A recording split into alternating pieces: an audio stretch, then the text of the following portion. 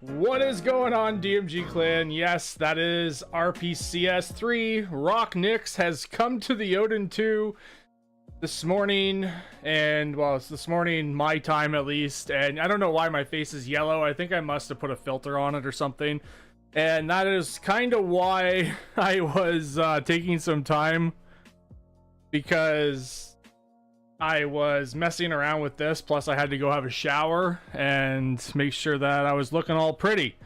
So yes, this is RPCS3.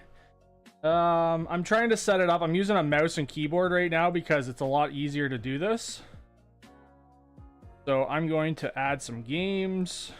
I only have Minecraft on here right now because it's a fast game to actually get running. But let me see. I know this has nothing to do with the DNA Duo, but I thought this was exciting news to see this. I'm sure a lot of people are going to want to see this. So choose. Okay.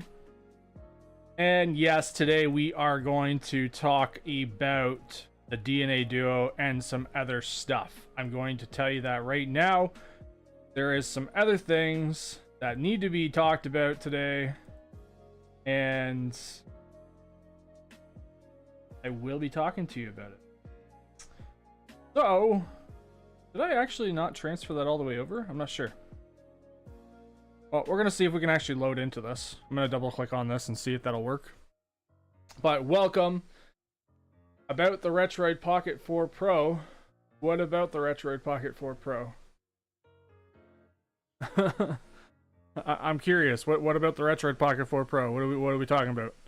So yes, we are going to be talking about the DNA Duo today. We are going to be talking about a couple other things. There's some things that have been brought to my attention, and there are some people that have been talking basically smack about me on the internet still. Don't know why they won't get over this situation, so I'm going to be talking about that after. And what you saw me just dragging into the screen here was all of the adapters that are still in their prototype plastic stage, like they are prototype plastic right now still. And the reason for that is because I am not sending off all of my molds to the actual company that I'm going to be sending them off to until I get my final PCB board for the actual screen finalized. So give me 1 second. I'm listening to myself in the background here. I don't know why.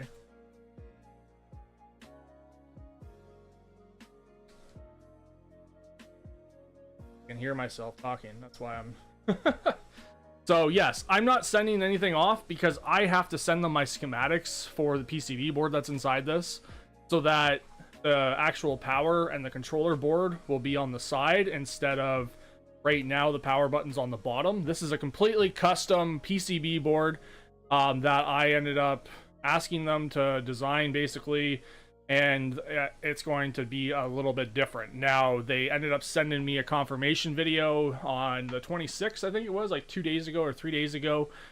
It's kind of confusing because they're in China and I'm in Canada, so they're 13 hours ahead of me where they're located.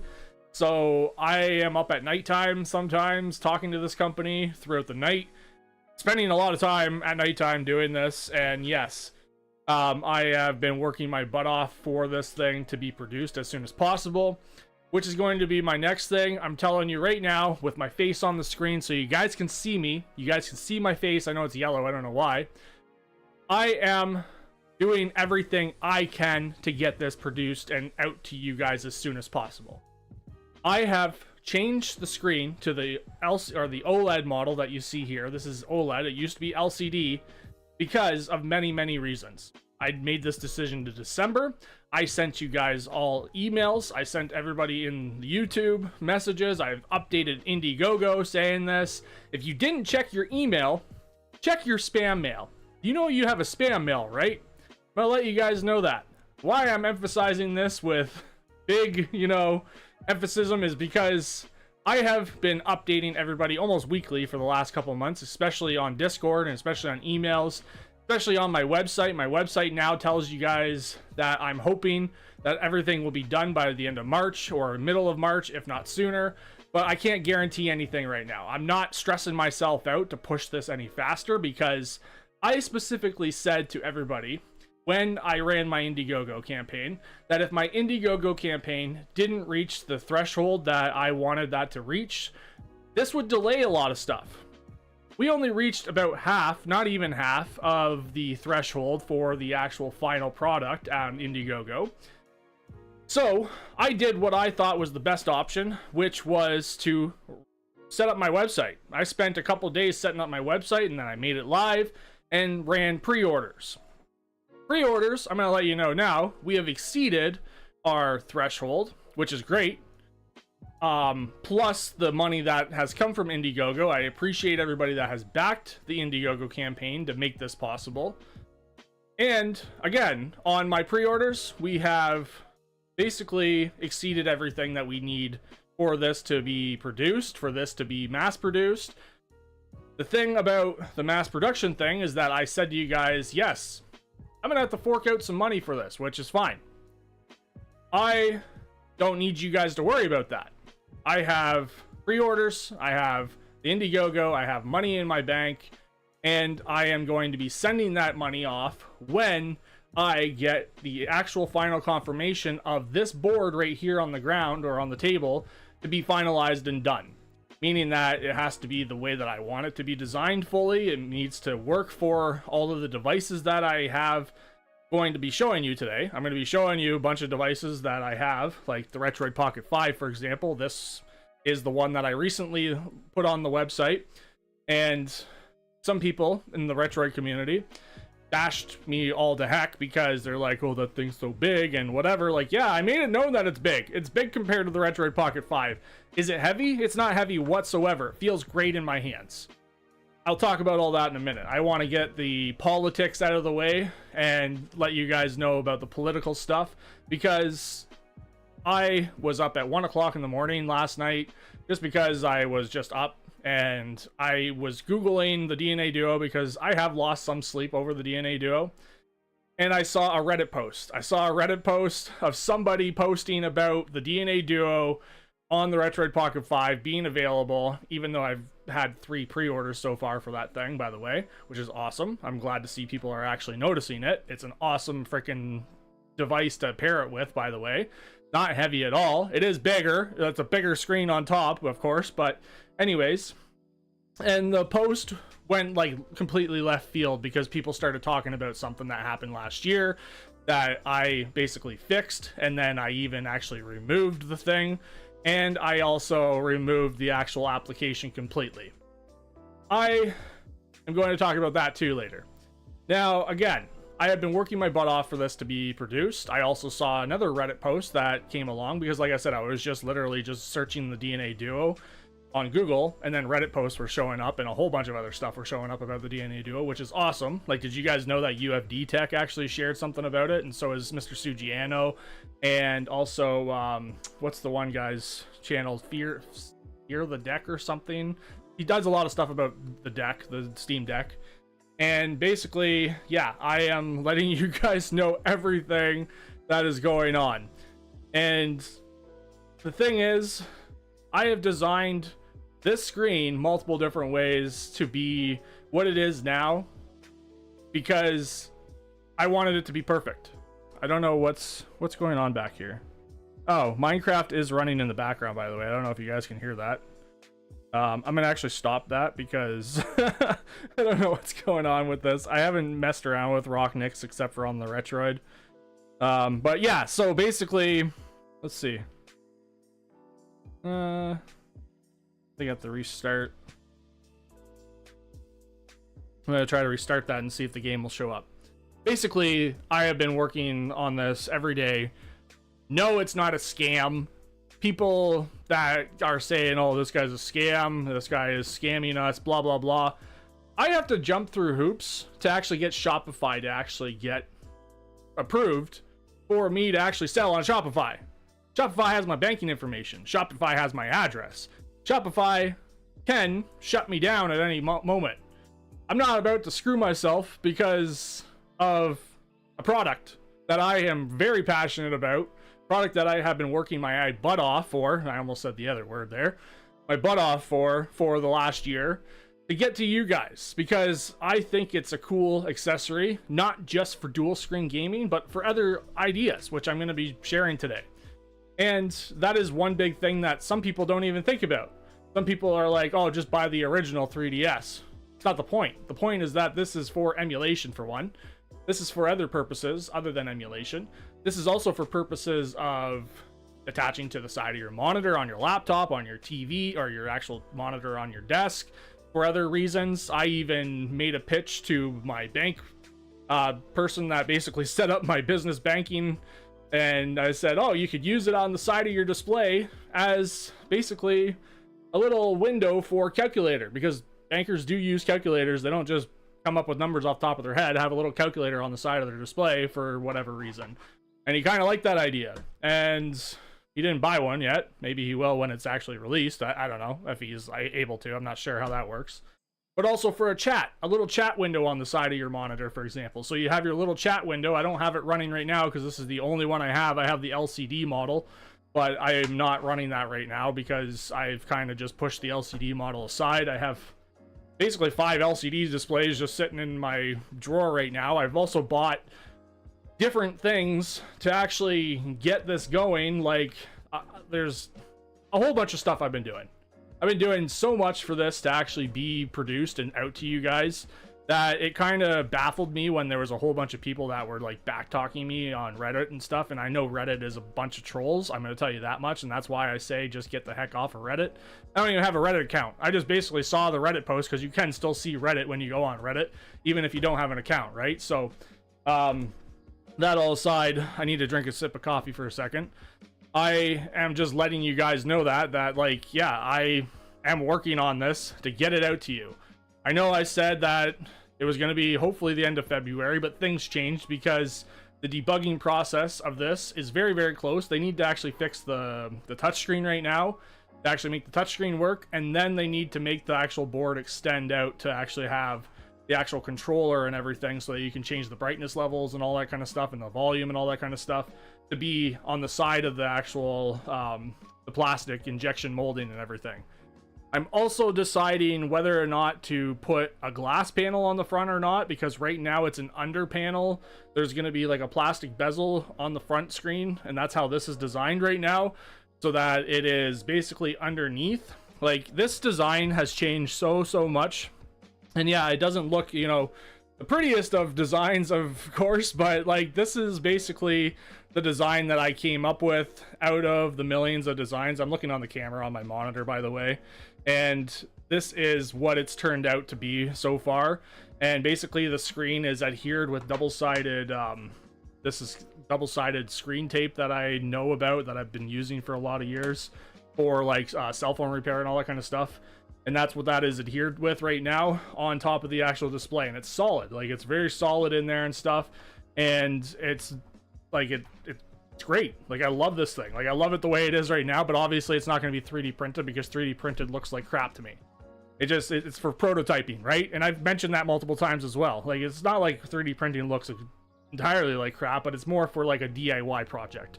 I would not sell you guys a 3D printed project. The plastic that you're going to be expecting is PC quality, PC ABS, which is basically what this is right here. Plastic on this device right here is PC ABS, polycarbonate and ABS. So that is what you're going to expect for the actual shell of this, and the actual hinge and everything like that. It's going to be this plastic, like the Steam Deck, right? So that's what it's going to look like. And then I'm trying my best to match the gray. Even if it's not fully matched to this device specifically, it's going to be like a retro gray kind of style color, and it's going to match the device of choice. Now, I only have the one screen right now that has the actual debugging board. I'm going to let you guys know that for today's video. So that's what we're going to be using mostly. And to talk about one of the later actual devices, which is the Xiao case. I've had this question a million times. What about the D-brand case? Well, this costs money, you know. This thing cost me, this was on sale, luckily. It was 30 bucks for me to buy this rubber case. Luckily, I liked the case, and I decided to try to find the step file, which was editable, for me to design what I designed here. So this is basically the actual slide on adapter, how it works. It slides over, slides down on top of the actual case, and then you grab your DNA Duo with the magnetic hinged adapter and attach it to it. Now there's no magnets inside this adapter specifically because I don't have a lot of magnets left. I only ordered like about 20 of them or something, but the magnets are inside of this hinge. I designed it so that the magnets are not shown anymore. The magnets are going to be hidden because some of my old designs, if you guys looked at some of my old designs on the channel, the magnets are hidden, and there's magnet slots that are going to be right here for the inside of this. And basically, if I grab, where's the Steam Deck one? Right here. This one has the magnets in it. That's how strong that is. I don't want to shake it too much because I don't think I have the stickiness on this, but that's how strong this actually is. And it's not heavy. It's not heavy at all. It's weighted properly. It's balanced properly. I will check the chat in a few minutes. I just need to talk and ramble and talk to you guys first before I actually read everything and answer your questions. But yeah, this is basically how it's designed. It clips on, and that's strong. Like, I've got the highest grade magnets inside of here too, so that basically it's not going to fall out and fall off your device. So like if I go like this, that's not going anywhere. That's magnetized on there and held on there very nicely. Like, that's how tight it is. Like, it's got a good like grip to it. Now again, this has been something that I've been trying to perfect multiple different ways with multiple different devices, including the Odin 2 that you see here. Yes, I have the Odin 2. Teasing you guys with some Rocknicks, by the way, because the Rocknicks team shared some information in the AYN Discord about the very early stages of Rocknicks for the Odin 2. But that aside, the other thing is, like, I did design the one for the Retroid Pocket 5. This is the Retroid Pocket 5, and how this works, I know I didn't show a lot of this before, is that this goes onto the device of choice. Okay, you line it up to your device, flip it down, it snaps fits onto the device. You just line it up the way that you want to. And I thought about the fan holes. I've thought about the holes for like the headphone jack and all that kind of stuff. Let me see. I do have a headphone jack right here, so that you can still plug in your headphones if you want to use your headphones. Like I have a little notch right there, the actual USB-C port right here. I thought about all that so that you can actually plug in your USB-C cable that you're going to be plugging in when you get the USB-C cable with it, and then it plugs into the actual screen itself.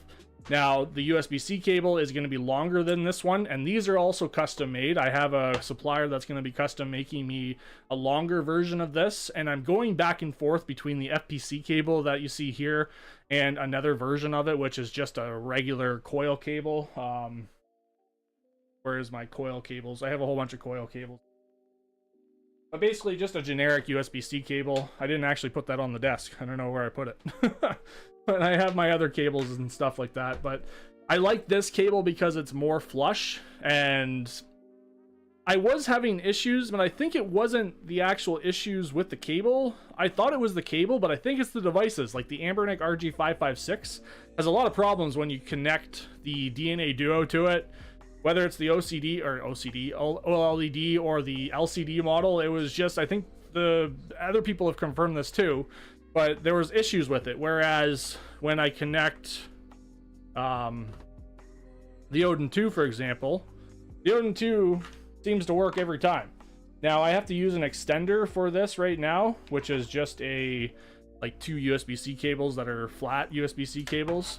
But if I grab the Odin 2 adapter, yes, they're in black. And yes, there's going to be rubber padding. I have all the other rubber padding and stuff. It's going to be inside of the actual adapter when it's finalized. This is just little custom strips that I've been testing out with as well. I've had different types of padding that I've been testing too. And basically, again, goes onto the Odin 2.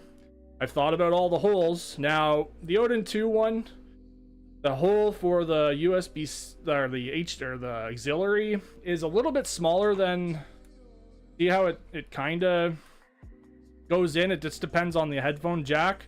Now I've thought about like the fan holes so that the fan holes can blow at the top, the fan hole in the back. That's why it's designed the way it is, and where the volume rocker is. Now this one doesn't have magnets in it either, but I can still connect it. It just goes on top. And this does look 10 times better with the OLED model as well on the Odin 2. Look how much less it is like touching anything. I don't know if you can see here. Let me see if you can see that, like how much thinner it is compared to the other the LCD model. The LCD model was like a little bit further out, and it wasn't as, like, I don't know, fitting, if you want to say the least. Like, that looks fitting to me. Now I have a whole bunch of stuff on my desk here, right? But so here we go. So I'm going to plug that in, and we're going to see the actual screen.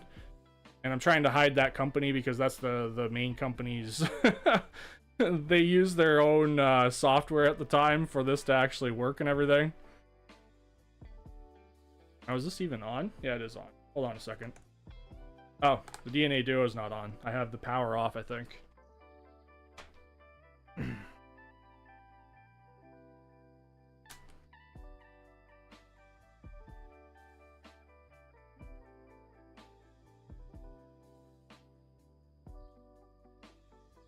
Or is my Odin 2? I know I'm I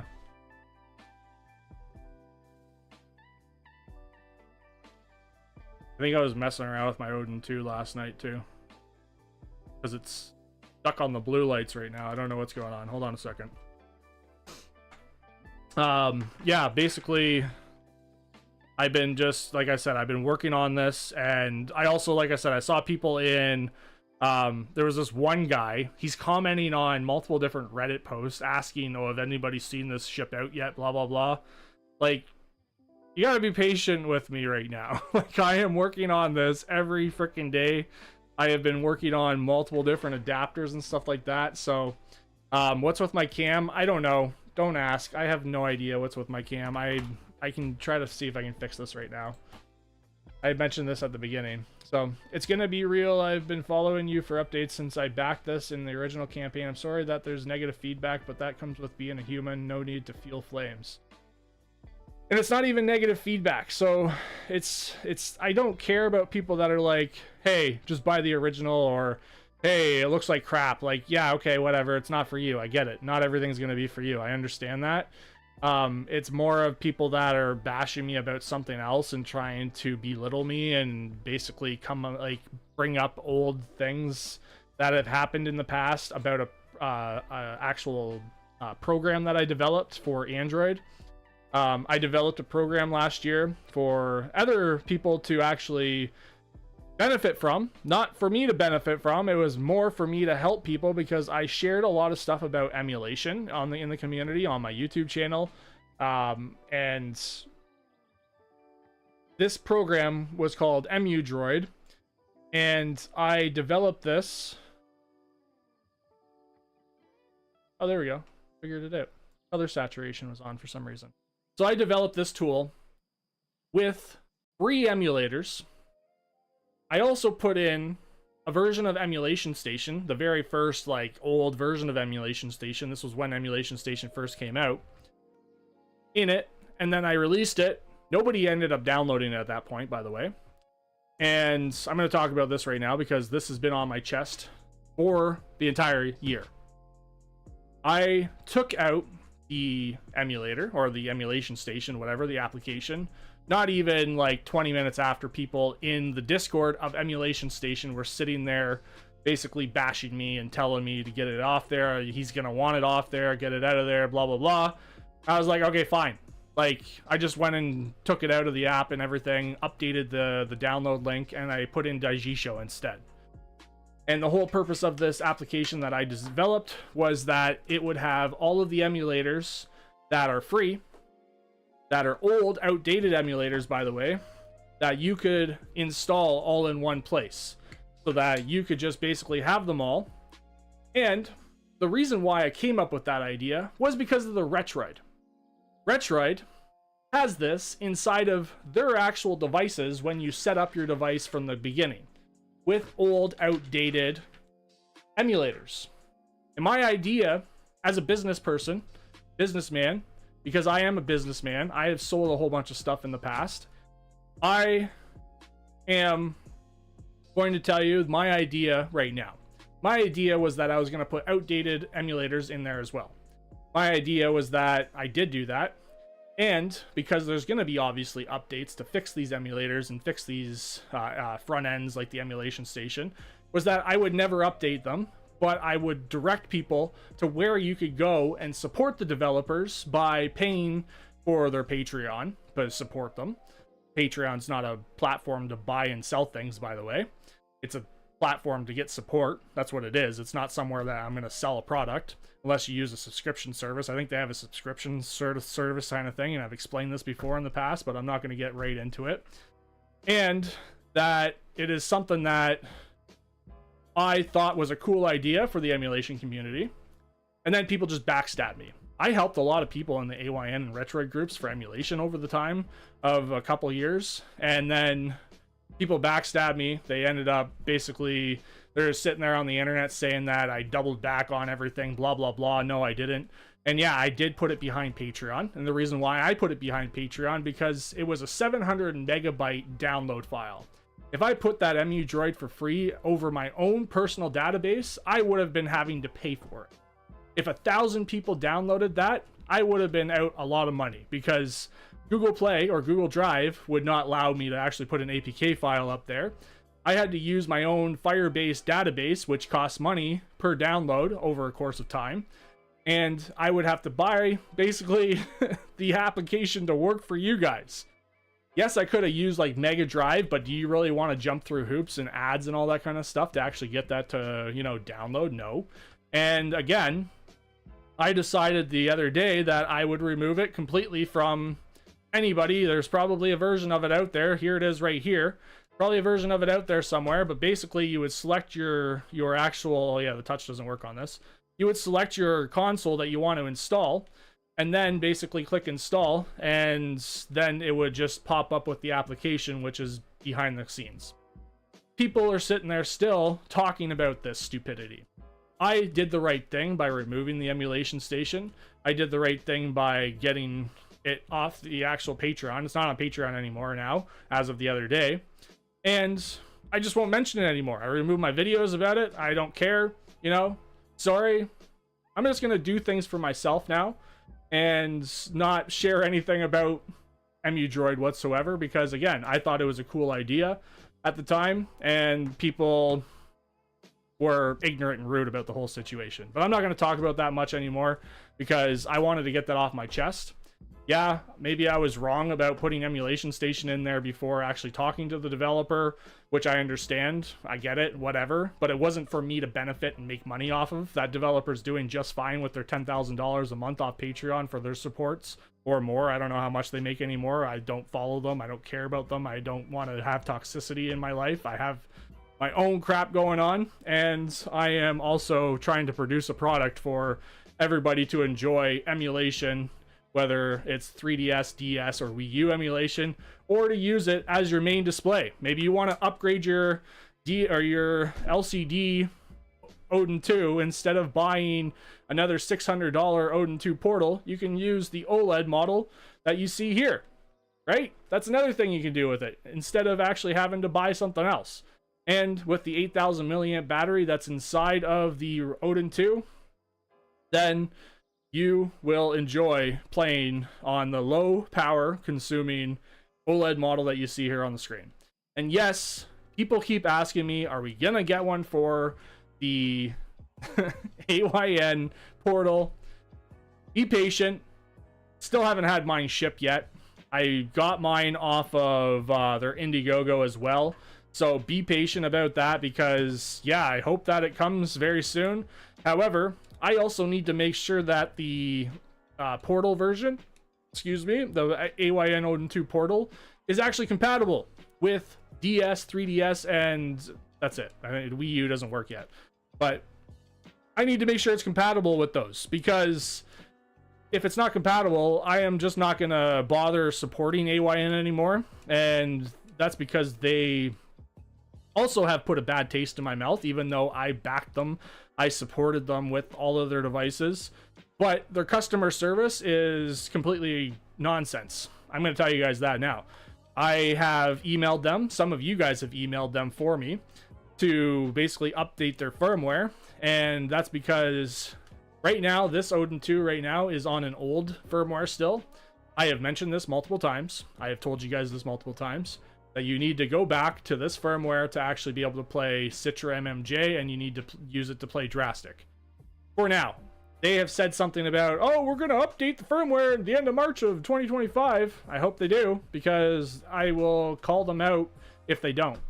Because if I get that Odin 2 portal and it doesn't work properly, because whereas I think it's over on my bed actually, my Odin 2 Mini, that one as well, that one doesn't work either. But I can downgrade the Odin 2 to actually work, and I can use all of the later features of the Odin 2 with like the version from 3.18, for example. But also, I'm not posting anything in that group anymore either on Discord, because the guy named Karazuki, I'm going to call him out, he is very rude and arrogant and thinks that he has all the power in the world. And basically, I said something in that Discord for the very first time recently about the DNA Duo, because people were showing, oh, what's your dream console? I literally just showed a picture of what my dream console was, which was this. And he's like, hey, I deleted your picture because of your past with Emulation Station that he had no idea about whatsoever. So I've had even other people that have complained about that guy. I have had people that have messaged me about that guy personally, and I don't know why they messaged me, but they messaged me about it. And I'm not going to say who, but I'm going to tell you guys that people have privately messaged me about certain things, and I'm like, I'm not AYN's, right-hand man. I have no affiliation with this company whatsoever, other than like the affiliate link that I don't even get paid for anymore. Like, I haven't gotten paid by that company for months now, and that's on sales. Like, I've made that company over $15,000 in sales. I'll tell you guys that now. You know how much money that's made me? About probably $100 just on affiliate links. Like, that's not a lot of money off $15,000. They pay me 2%. 2% of any sales, whatever that was. I think that was about $100 or something like that. Very, very little. I don't know. I'm not doing the math in my head right now off of 2% off of that much. But anyways, so yeah, I'm just going to let you guys know that, because I love these devices. They got the great Qualcomm Snapdragon 8 Gen 2 processor in them. And the Qualcomm Snapdragon 8 Gen 2 processor is actually probably the best processor, I would say the least, for any of these devices right now. It's performant. It plays Switch emulation. It plays 3DS emulation, PS2, PS3, or not PS3. I don't know if it plays PS3 yet. It's just sitting there. Plays a whole bunch of emulation very, very well. And it's very nice in the hands. Some people say that it has latency or input delay and stuff like that. I have never experienced that whatsoever. No input delay from me on my side or anything like that, but I haven't done vigorous testing. I've had people send me pictures about that, and I just have not experienced that. Not at all. I have not experienced input delay. Like, I'm pressing the button and my character's jumping right now. You know what I mean? So that's working. It might look weird to you guys on a camera, which again does look different on a camera compared to the actual where did my crafting table go? From the actual device sitting in front of me right now. Like, I'm looking down on my device, and when I'm pressing my trigger button's working.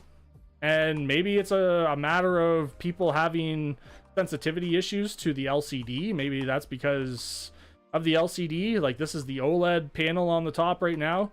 So I still, with the LCD model, like, I would not, recommend a device if I thought there was any issues that are like firmware, or not firmware, but hardware issues or anything like that, when the device is actually really, really good. And everybody was hyped up about it for a long time. And it's just a matter of that AYN needs to make sure that they do update this device. And Retroid has actually done a really good job with keeping their devices updated lately, but I still have my gripe with them too. And you guys got to remember that I want to, and the reason why I'm saying this right now, oh, there's my other crafting table right there. That was kind of a waste of time. I am trying to perfect the DNA Duo as much as I can with my knowledge of everything that I've learned this past year, with everything that I've put into it this past year, and make sure that when it gets to you guys that it works the way that you would expect it to work. I'm going to make sure that before I send it out that my hinge design that you see right here works great, that my adapters work great. I'm going to test everything and make sure everything works great and put it through stress tests. I'm not going to send you a product that has multiple different flaws, like some companies, like Retroid. We've seen it before with Retroid, with basically every one of their devices since the Retroid Pocket 3. And the reason why I'm bringing that up is just because, yeah, I'm sure my device is still going to have some flaws too. Maybe, maybe not. Hopefully not, because I have a little bit of OCD problems, but I'm just letting you guys know that Retroid has quality issues. Every time they release something, they've had quality issues. Like the Retroid Pocket Mini this year, people were complaining about the buttons being too loud, and there was some people that were complaining that the screens weren't seated nicely underneath the display. There was people that were complaining about the battery life, people that complained about the fact that they have to manually install Android 13 on that device. And people were complaining that I bashed that device all to heck because, yeah, I proved to you via video by my own experience what experiences I had with that device. And then people were like, oh, he bashed that device and blah, blah, blah. Like, so what? That's my opinion. I'm sticking to it. Sorry, I'm not Retro Game Corp and gonna hype up things all the time, or ETA Prime or any of those other guys. Yeah, I'm gonna call those people out because I really like their content, but I don't really watch a lot of their content. I do watch content about some of their devices, but I am letting you guys know that sometimes I feel like Russ from Retro Game Corp hypes up things a little bit. Probably because he wants to make some money off them and wants to get more free products in the future.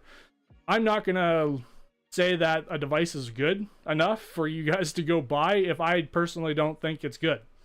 And that is my opinion, and that's the way I do things. I don't lie about things, and maybe Russ does like them. Maybe, you know, I've listened to a lot of other content creators that have also said there's issues with different devices, and I don't see people complaining about them because they also sometimes revert back at the end of their video saying, well, even though it all has issues, I still recommend it. I've seen people do that too. And it's kind of ridiculous that people do that, because that's not how I think a review should be. I think a review should be, hey, this is the device, this is my issues with it, and these are my actual likes about it. Should I, you know, be the one to actually tell you what to do and what not to do? Well, no, and that's not what I'm here for either. Is I'm just here to review a product and basically tell you what I think. And like I said, I don't watch. People always say, oh, what about Russ from Retro Game Corp? I don't watch him very much. I barely, like, I don't even have him in my subscription list. I don't have him in my, like, I know he's one of the other bigger content creators or whatever, but I really don't. I watch Mr. Sugiano. I watch Game Tech Talk, Leftover at Game Tech Talk. And who else do I watch? Oh, VLAD. VLAD is one of the other guys I watch. And that's it. And that's very rarely. I don't even really watch them. You guys would be kind of surprised at what I actually watch on YouTube sometimes. But it's not even really tech related. I barely even watch Linus Tech Tips anymore because I really don't. I kind of phased out of watching his content too. And not that I have anything against him either. Like, it's not like I have anything against these guys. I just have my own ways of doing things. I'm not going to copy everybody else. So that all aside, I know I'm kind of just like rambling on, which I do sometimes on the channel. I kind of just ramble on, and I'm playing on the main screen on the top here while killing some sheep and hopefully gonna make a bed and get some food. Worship too much. I like the channel, he's cool, but people worship him like he's creating the handhelds and giving them out for free or something. Holy, I didn't even see all these chats. Yeah. like I said, I'm not, you know, not trying to, you know, backtalk that guy or anything. Like, I have nothing against the guy himself. He's doing what he wants to do and how he thinks he should do it. And yeah, I broke my nail the other day, so it looks kind of funky. I don't like my fingernail right now. Supposed to look like that, but I broke it off because I've been messing around with things. It's just like, I don't even watch ETA Prime that much anymore because I went through a phase of watching a lot of his content too. And nothing against him either, because he's a really nice guy, I heard. And it's just more of, I feel like a lot of his content too is kind of hey guys, look at this awesome new thing. It's awesome. It's awesome. It's awesome. That's the end of his story, and he sticks to it. He just thinks everything is awesome, and that's what a lot of people say. Is this going to be awesome too? Like, do you actually have real feedback about a device, or do you actually just like everything because you don't want people to bash you for being a human being? Huh? Yeah, we're all human beings on this planet, right? At least we think so. Or are we aliens? I don't know. Maybe we're alienated to this planet. Who knows? I'm not going to go there. I watch some alien stuff. I'm going to let you guys know that. That's some stuff that I watch on YouTube. But, yeah. Am I a weirdo? Maybe. But, anyways, I just died and I hit the ground too hard. So, the main thing we're here for today is not Rock Nix on the Odin 2. But I do want to check this out and see... Working. Is that working? Oh, it is working. Okay, let's see if that loads. It's about this thing. And this is the DNA Duo. Yes, the DNA Duo has been something that, like I said, I've been working my butt off for a while. And engineering required, but would love to major success, a future version of the mount to be able to 8 to a vertical mount. Wonderful to play pinball game. That's interesting to hear that. Either way, excited about development of going on. Thank you. Yeah, so I'm always innovating new ways of this. And yeah, this cord is messed up. It is this cord. I think it's this cord right here because it's attached to this cord. So sometimes the actual connection just disconnects. And I am trying to make it so that it will work with multiple different devices. And like I said, I made it for this. Like, this is the Xiao case adapter. And I'm gonna unplug it. Now we're back down here. I just realized I'm playing Minecraft Java Edition. I thought I was playing the other Minecraft. I don't know why. But the fact that, like, I have developed this in so many different forms and it doesn't get hot. The LCD model, because it has a backlight, this was getting always hot. And that was another thing that I was like, okay, I don't want that. I don't want people to message me and say it's getting too hot or it's melting my plastic or something. So I made that decision. Like, it wasn't that hot. Like, it was warm to the touch, but that was also if I cranked the actual brightness, because I did do a lot of testing with like different brightness levels and stuff. This right now is default brightness to 50%. So the battery consumption, I don't know how long we were just playing there, but I think we started at what, 32%? So it's at 28%. I don't know how long we just played, but I've tested that stuff. I've also tested just sitting in idle. I had the Steam Deck sitting in idle with this new display for 2 hours, and it was like down to like 15%. Just in idle. I play it for an hour and a half the one day with this screen with 3DS emulation, which we're going to play on it today. We're going to test that out. We're not going to play for a whole hour and a half probably, but I'm going to grab the adapter for that. I don't know what's going on here with PS3. I haven't really messed around with this too much, but it's going to play in the background. So here's the adapter. This one has the magnets in it and everything. This is the Steam Deck adapter. Again, still prototype, but this is actually the final design and everything. And goes on your Steam Deck. Thought about the fan holes, everything. Clamps down. That's the thing about this DNA Duo. It is the portable display that becomes part of your device's DNA, meaning that the adapter is basically the DNA part, if you want to say that, and magnetizes right to that device. It folds over top. Now, the reason why I did it this way, there's many reasons why it folds down on an angle like this. I've had people say, what about it just like flush being on the actual device? You can't have it flush like that unless I put the USB-C cable at the top, which would kind of look weird if you had a USB-C cable dangling down back to back. This design that I designed is meant to be like this. You plug it into the bottom, just like so. You plug it into your Steam Deck just like so, and you have yourself a little cable just like that that's attached to it. You flip open your hinge, turn it on. I'm going to face this away for a second because I don't want you guys seeing that company that shows up on the screen. There we go. Now I can continue where I left off, where I was playing some 3DS emulation. And yeah, it has front firing speakers, which I forgot to mention that on the website, by the way. Somebody was like, don't forget to mention that it has front firing speakers.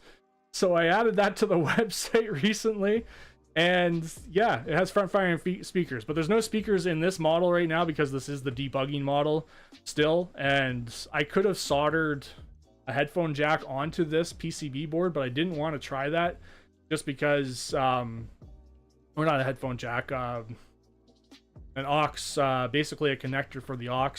Now it's not connected via aux. There's actually a dual channel 4-pin connector that's inside this that separates the two speakers so that there's speakers on both sides.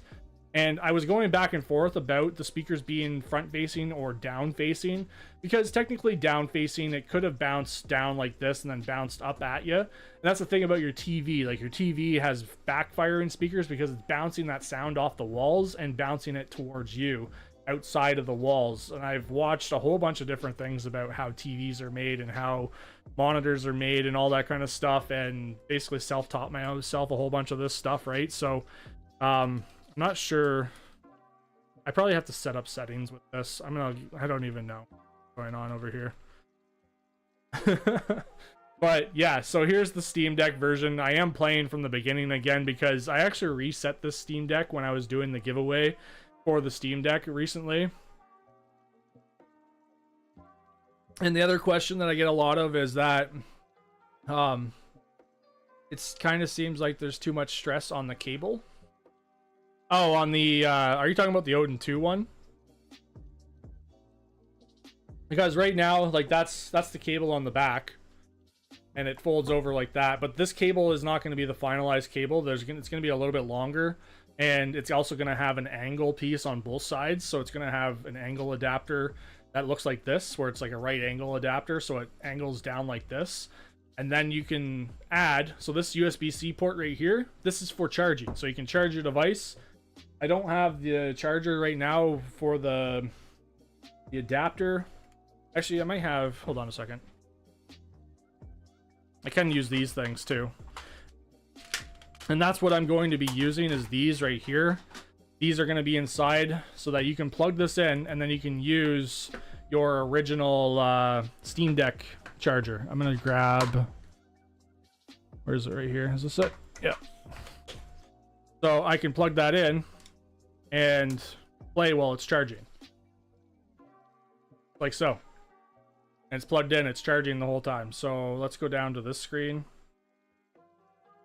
And as you can see right here, I know it's very hard to see, but it's it's doing the, see how it's plugged in? It's charging separation right now, which is good. Charging separation is what you want when you're actually just playing on it.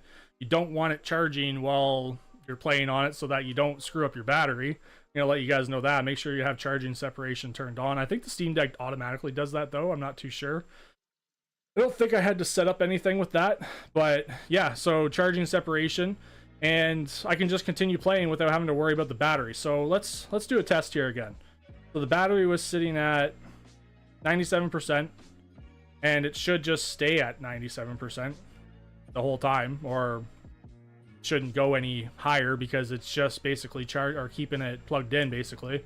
And it's a PC, so like that's the other thing too. Like the Odin 2 also has charging separation, but PCs like the Asus ROG Ally and stuff like that, they all have charging separation on them as well. So that when you have it plugged in, when people are always like, oh, you shouldn't have your battery plugged in all the time. Well, that's not like, that's for like Android and stuff like that. That Android devices that don't have charging separation, where PCs do have charging separation. It's just like your laptop. Your laptop has charging separation so that your laptop battery doesn't constantly charge. Well, I don't know if newer, older laptops have that, but I know on the most part that most laptops have charging separation so that your battery's not being chewed up while your laptop's plugged in. Now, again, that's based off of devices I own. So if you have like a 50-year-old laptop, not saying that even exists, but if you have a laptop that's old, it might not have charging separation. But the fact of the matter is that you can plug this in, and people have asked that too. What about plugging it in, keeping the device plugged in when I'm actually just sitting on my couch and stuff? Which is what I do. When I play my Asus ROG Ally, or I play my my now 1X player, because I've had to sell my Asus ROG Ally, I have the 1X player, one Fly. The battery's great on that thing depending on what I'm playing, But I always, when I'm playing on my PC handhelds, I always have them plugged in. I'm not walking to the bathroom with these things. I'm not walking to, you know, I'm not walking to the park expecting to play on my PC handheld at the park, or sitting on the bus playing on it. Like, even if I'm sitting on, like, I don't go on the bus anymore, but I'm thinking about when I used to take the bus or something like that back in the day, or the city train. If I were to, you know, take something like this with me, I don't know if I would actually ever just pull this out on the bus. Would you guys pull this out on the bus or the train? I don't know, like, if people do. Maybe they do nowadays because people know what these things are. But the fact of the matter is that, like, back in the day, yes, you know, even when I was younger, I never really brought, you know, my Game Boy in my pocket. I never brought my 3DS in my pocket, my DS in my pocket, all that kind of stuff. I think the whole pocketability thing is kind of funny. And lately I've been seeing people that have been making, like, cases for the Retroid Pocket 5. Big clunky cases that are the size of this thing. The big clunky cases that are the size of this thing right here, and they wrap around the Retroid Pocket 5. And it's like, you guys are complaining about the device being too big, but then you go and buy a case to shove it into. That makes no sense to me. But I've also seen a lot of people selling the Retroid Pocket 5 on the Retroid Pocket 5 group because they want to buy the Odin 2 instead, because they know it's more performant. But I'm not going to go there. Today we're talking about the DNA Duo, and I'm showcasing it with you guys. Just so you guys will know that, like, I'm not messing around. I am not wasting any time on this. I am trying to get this out as soon as possible. And if you guys want to buy one while we're live, you still have the chance to use the code ILOVE3DS or ILOVEDECK or Xiao. I think it was Xiao Deck, or the Xiao only adapter, which is this one right here. This adapter that I ended up developing here. Hold on a second. Took me a lot of time to actually get it to where it is, and then I was laying in bed one day and I was like, what if it slid over onto the actual case? As you can see, the design here slid over onto the actual case and then slid down. That's all it did. And then it's sturdy. It feels really good. Like, it slides down and over, and it sits over top of this actually really nicely and everything, and doesn't interfere with anything, like even the holes or anything like that, the fan holes and all that kind of stuff. It works. The other cool thing, now this isn't something that everybody's probably going to do, but I'll show you after. Actually, I'll just show you right now.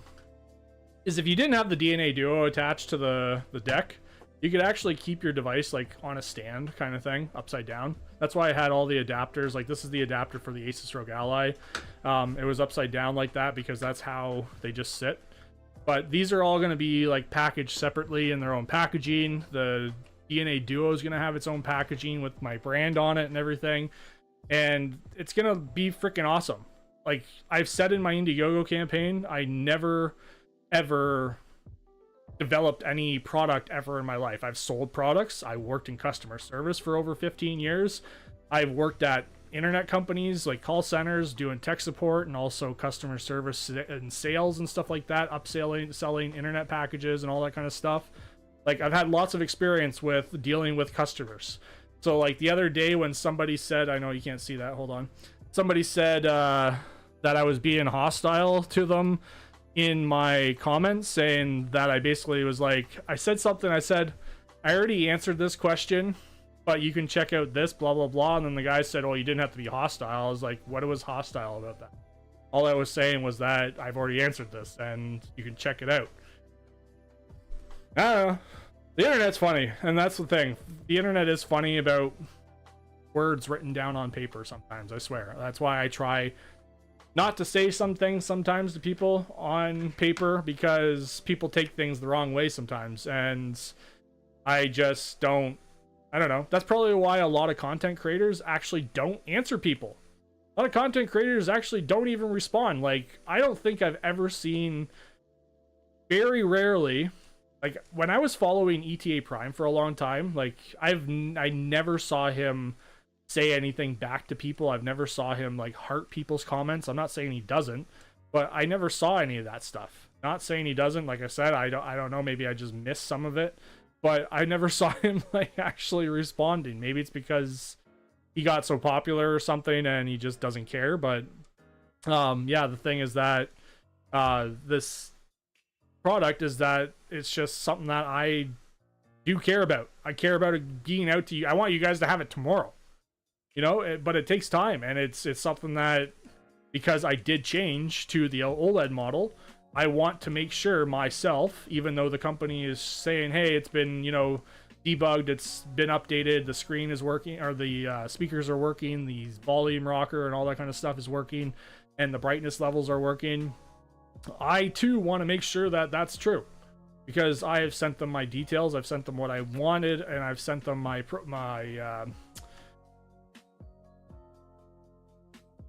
brain fart, my schematics and stuff like that. I'm going to be sending them that actually by Monday this week. I have a meeting with them again on Monday, which is Tuesday their time, and like, you guys don't have to worry or see any of that kind of stuff. I am doing everything on my end for this product to actually be out there. And like, the reason why I brought up the whole issue with MU Droid earlier was just because I wanted to get that off my chest and wanted to get that out there. And if anybody wants to come here and hear what I have to say about that later, then so be it. I really am done with AYN and Retroid Discord and Reddit and stuff like that, and I'm not going to be going on any of those sites anymore, because I'm fed up with the ignorance. I think it's ignorance. It's not, you know, criticism, it's ignorance. And I really, you know, we have enough crap going on in the world right now, and I don't know what's going on over in United States land, but things are going on down there too. And I'm not going to talk politics today, but yeah, there's a lot of more important things to worry about in life than, you know, bashing one person for an honest mistake that they fixed. That's what I did. I made it fixed, and I even made it so fixed that I ended up deciding to remove the actual emulator altogether. Sure, people still have it. The people that ended up getting it before and backed my idea, they backed my idea on Patreon, and it just won't be available anymore. I've been an Android developer for nearly a decade, developing some successful applications, and I've developed some not so successful applications. The Odin 2 is frozen on Minecraft. Not sure if I'm going to get that loaded. I might have to mess around with that for a while to actually get that all running and stuff, and maybe it's just not there yet. But basically, yeah, I have developed some successful applications, but I've never developed a product. Ever. I never thought in my life I would develop a product. If you're wondering why that's doing that, it's because I have the back buttons set up so that I can do full screen, so that you actually get the full experience, by the way. Oh crap, I missed it! No! I missed it. Crap, I wasn't paying attention. Can't go back in there either. Damn it. Now it's saving. Oh well. So, I am the ma'am. I'm the ma'am? We need this with the Rogue Ally 2 when it comes out. So yeah, this will... Okay. The universal design was not plausible. The other idea... I have it still... I kind of talked to this company once. I haven't talked to him in a while because I know he's busy with his product.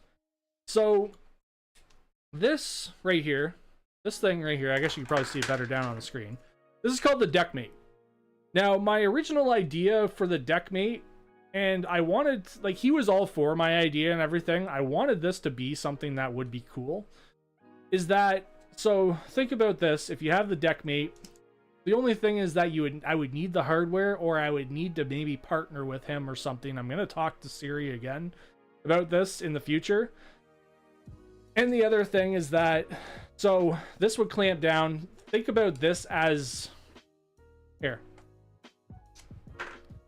Think about this as this. This is what I'm thinking about right now. I'm giving you guys my ideas.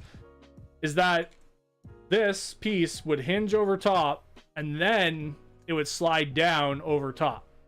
So somehow it would connect to this universal, but it would still have to sit over top of the device somehow so that it's not interfering with things like fan holes and all that kind of stuff, because there are different devices, a whole bunch of devices are made differently. So the other thing is that it would have to be sturdy enough that it would be able to, you know, kind of just sit high up flush and you might lose the clamshell idea, which some people might not care about, but like I love this clamshell idea the way it is. And yeah, this is kind of, you know, the cord pulls it and the cord is all wrapped up and stuff, but I like this idea because I can travel with this too. I use a laptop bag myself. That's my personal preference. Yes, this doesn't fit with the default Steam Deck, but I can shove this into my laptop bag, and I took this with me, not the Steam Deck, but the Asus ROG Ally one. I took this with me to the cottage last summer, and that was my very old design too. So my very crappy old design of the DNA Duo, and it survived. And what I used it for, think about this for a second. Your Steam Deck is sitting on a table, okay? And you hinge it open like this. You're sitting at your desk or something. You want to watch a movie on the top screen. You could have a movie playing on the top screen. You could have your Steam Deck turned off on the bottom screen, because you can just have it portraying on the top screen. It's like a laptop again. You know, it's kind of like an actual laptop where you have your screen up here and you're just, you know, sitting back, watching a movie on your little 7-inch display. Nice OLED 7-inch display, and just watching it. You know, that's another idea that I had in mind, is that you could use it as just an actual portable display for your PC. Because myself right now, I have 1, 2, 3 monitors sitting at my desk right now, and I utilize 2 to 3 of them at a time, whereas this, I'm utilizing both displays at a time. And with a case like this, for example, it's got a little stand, and I took a showcase of that. I can attach the DNA Duo to it, and if I wanted to, you know, prop this up, I'm gonna grab this little stand right here. I know you guys are kind of hard to see, but I'm thinking about Mr. Sugiano right now. Mr. Sugiano says that he brings his Steam Deck with him to the woods when he does his editing and stuff like that. He's got 2 monitors so that he can use his keyboard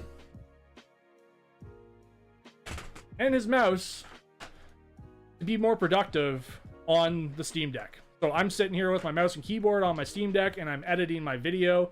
I have my file manager open on the top screen, and I have my actual filming, editing software on the bottom screen. Literally a purpose for that purpose. And I don't have this connected to this, by the way. This is just me sharing other ideas of what this can be utilized for, not just playing dual screen gaming. And the reason for that, and why I'm kind of, you know, trying to market this in other ways, is because you can use this for multiple different things. And it's not just for this purpose right here. This purpose is the main purpose and for people that want to emulate, but not everybody's going to want to emulate. Maybe, like, I've heard of a lot of people that have said things like, I bring my Steam Deck to work with me and I use it for my work purposes. Maybe they don't have another monitor or anything for work. They just use this screen right here, and they want to have another monitor for productivity or something, which is really great. And that could be good also for the fact that I could play YouTube on the top screen, and then I can do my work on the bottom screen. Because, like, even when I'm sitting at my desk and I am editing, like, my thumbnail or something, for example, I have my Photoshop on one screen, and then I have YouTube on another screen, just listening to stuff or watching a video or something in the background. You know, I do multitasking. Multitasking is something that we do in the tech world, and that's what this is for. It's a multitasking portable display that basically becomes part of your device's DNA. And that was probably the best slogan that my wife came up with. She gets some of the royalties, obviously. And and she was the one who was like, that is probably the best, you know, slogan that we have come up with for this device specifically. And I know you said ma'am, but it's just, yeah, this is so many different reasons why you could use this. I'm gonna refresh my thing here.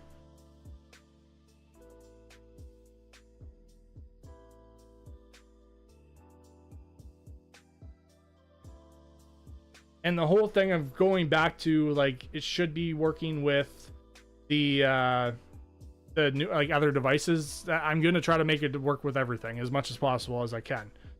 There's too much stress on the cable. Where's that one guy's comment? There it is. I lost my 3DS on the flight back home. That does suck. I feel like somebody said that before. Range of the peak brightness of the OLED panel. It's 800 nits. Happy I can pre-order this now. Thanks for not forgetting about my issue. I appreciate it.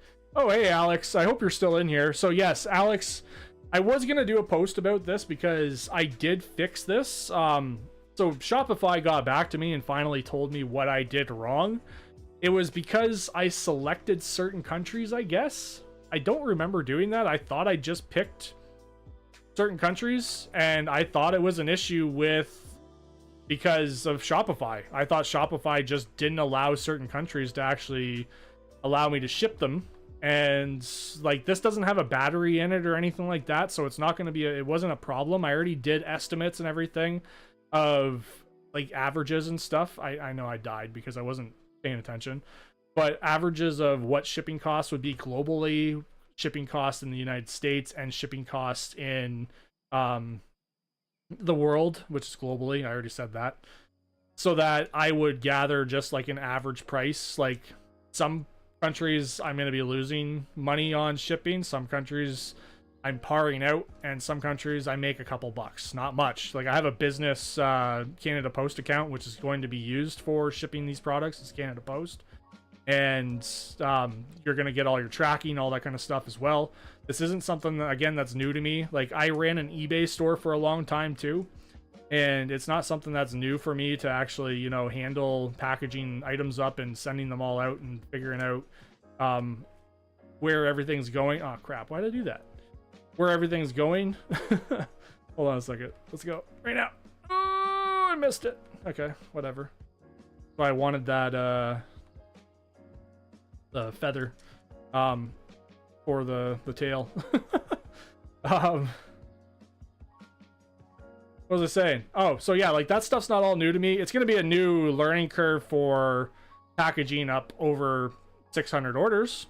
That's going to be the big thing. There's going to be even more, hopefully, by the time that I package it all up. And I'm going to be doing it all in, you know, bulk, and let everybody know that Indiegogo is going to be first, all of those orders, and then probably partially some of the like first 100 orders on Shopify, so that I make sure everything is good. But it's going to be like an assembly line and everything in my house, because I am doing this all out of my house right now. And that is another thing, is that like, I am doing this out of my house. I have kids, I have a job, and I have, you know, other stuff that I do too. And I do the YouTube thing. If you guys have noticed, I've been pumping out a lot of Minecraft stuff lately, because I don't want to share too much about this right now in regards to the new screen, only because it's not fully there yet. But when I get the final design, the final product, the final screen, the debugging, the one with the, I'm feeling it again just to make sure, like, there's no heat, there's nothing, because it's an OLED, there's no back panel, it's just the brightness of the actual pixels of the LEDs inside the actual screen itself. So anyways, so when I do get everything all finalized, because I can't wait to see what the plastic looks like that's going to match the actual plastic of the devices. Can't wait to see what the screen looks like when I can actually dim the actual brightness levels up and down, and change different configurations, because there's different configurations that I wanted to put in there as well, for like different modes and stuff, just like a normal TV, where you can change like to game mode, you can change your contrast, all that kind of stuff. All that kind of stuff is going to be in there. And yeah, you're going to get basically, I'm going to call it premium product, because I'm hoping that it's going to be as premium as possible. And I want it to be as premium as possible, because you guys are basically part of this. You guys are part of this too. Anybody that has pre-ordered this, you're part of this. You're part of this. It's not like, obviously, you're not getting any of the money that I'm making off of it, which is very little, by the way, right now. But I'm not going to talk about that, but very little right now. And I just mean, like, you guys, everybody that's pre-ordered is going to get a bonus gift. I've already mentioned that before. Anybody that backed it is going to get something extra as well. And I haven't told you guys what it is, but basically, if you think about, if you got a Steam Deck one, you're going to get something that's Steam Deck related. And if you got an Asus one, you're going to get something that's like PC related, for example. An Android one, you're going to get something that's Android related, and something that I'm just putting in there extra because you guys have been patient. You guys have basically shown appreciation for what this actually is, and that it's not just, you know, a display that is for DS, 3DS, Wii U emulation. It's for other purposes too. Multitasking. It's basically the first ever detachable, attachable, portable display that becomes part of your device. And I don't want to say my slogan too many times in this video, but that's what it is. It's just literally a portable display that I've designed and sent in a patent for. And the patent is actually almost, I don't know if it's fully in the database yet, or if I have to wait still, because I went on my website, or on the website the other day, and it looked like I got a patent number and everything, and this is only in North America for now, but I got a patent number for the actual adapter and the hinge and everything like that, and that's what I patented. I didn't patent the actual screen or anything. Like, there's no way for me to patent the OLED display unless I actually like designed the, you know, the screen itself, I guess. Like, obviously I've used a company that develops screens for me, and this company is very well known. They've been around for over a decade as well, and I guess they have sent out screens to other companies as well that are very popular. So not sure what companies, but they've been around for a while, and I did a lot of investigation on what companies I've used. I've called multiple different companies. I've looked into different ways to get screens and everything as well. I know this looks weird on camera. It's just because of the program that I'm using. Like, it might look great to you guys, but you can definitely tell the difference. So, like, this is the LCD Steam Deck. You can see the backlight of the LCD on the bottom screen, where the top screen of the OLED, it's not as bright and vibrant and annoying. It's annoying that I can see that brightness. It's not, it's vibrant. Like, the colors look freaking amazing, and that's why I chose this panel. I tried different OLED panels as well, and different screens and stuff like that, but this one was the best one. And I have a few of them just sitting. Like, I bought like I bought 4 of them. I bought 4 panels by themselves, and then I bought the PCB board, that's the debugging board. Like, I had to pay for all this stuff too, so that's the other thing. I've forked money into this. Research and development costs money too, and I've put in my own money into this. And this was all before, like, I did pre-orders, all before I did like any Indiegogo campaigns and stuff. Like, I did a lot of research, and I even bought like a couple 3D printers. I've purchased a whole bunch of filament. Like, I've probably spent $1,500 to $2,000 just on 3D printing. I'm gonna tell you that now. Like, I know when I first thought of this idea, I was like, oh, I'm gonna try to do like the GoFundMe thing, and then people were like, what about Indiegogo or Kickstarter or something? And I was like, okay, that makes more sense. Like, I did that, and yeah, those 2 platforms, I thought Indiegogo was, I didn't know what Indiegogo really was, even though I used Indiegogo with the Odin 2. I didn't really understand like what it was at first, or Kickstarter. And then I investigated it, and yeah, now I do obviously understand. I know I basically killed myself there almost, but I was not paying attention again. I talk and game, and I don't pay attention much. I just basically game. Yeah, so the fact that the matter is that like people that are like, oh, I'm scamming them and stuff like that, like I feel like this guy's a scam. Like, I'm not a scam at all. Like, I have my face on YouTube, I have my address on Shopify, I have, you know, I've already talked about this earlier. And the fact of the matter is that like I am doing this because I think it's flipping awesome, and a lot of people do think it's flipping awesome. And I hope you guys think it's flipping awesome, because this does fix the problem with DS emulation, dual screen emulation of any sort. Like, you can play DS, you can play Wii U, or the handful of games that actually support DS, like which one? Zelda Wind Waker. You can use the bottom screen and use the top screen with Wii U emulation, which works really well. The Steam Deck is actually probably my second favorite device that plays really well emulation if you have it set up properly, with the most part. But yeah, so Android 13, you can split 2 apps left and right, at least on the Odin. So have apps split up down, read as original screen. So the game on top and manual walkthrough on the bottom. Yeah, you could do that too. So that's another thing. So if you say you're new to emulation, for example, and you attach this to your Odin 2, and you wanted to watch a YouTube video or something about how to set up an emulator, you could watch it on the top screen and then play on the bottom screen, or vice versa. Or you can watch a PDF doc or read a PDF document or a walkthrough manual, like you're saying, John. Like it's something else that you could use it for, and it's literally like it's like having a secondary display on your mobile handheld device, and that's what it's for. Now, I've had a lot of people ask me, what about a phone and stuff like that?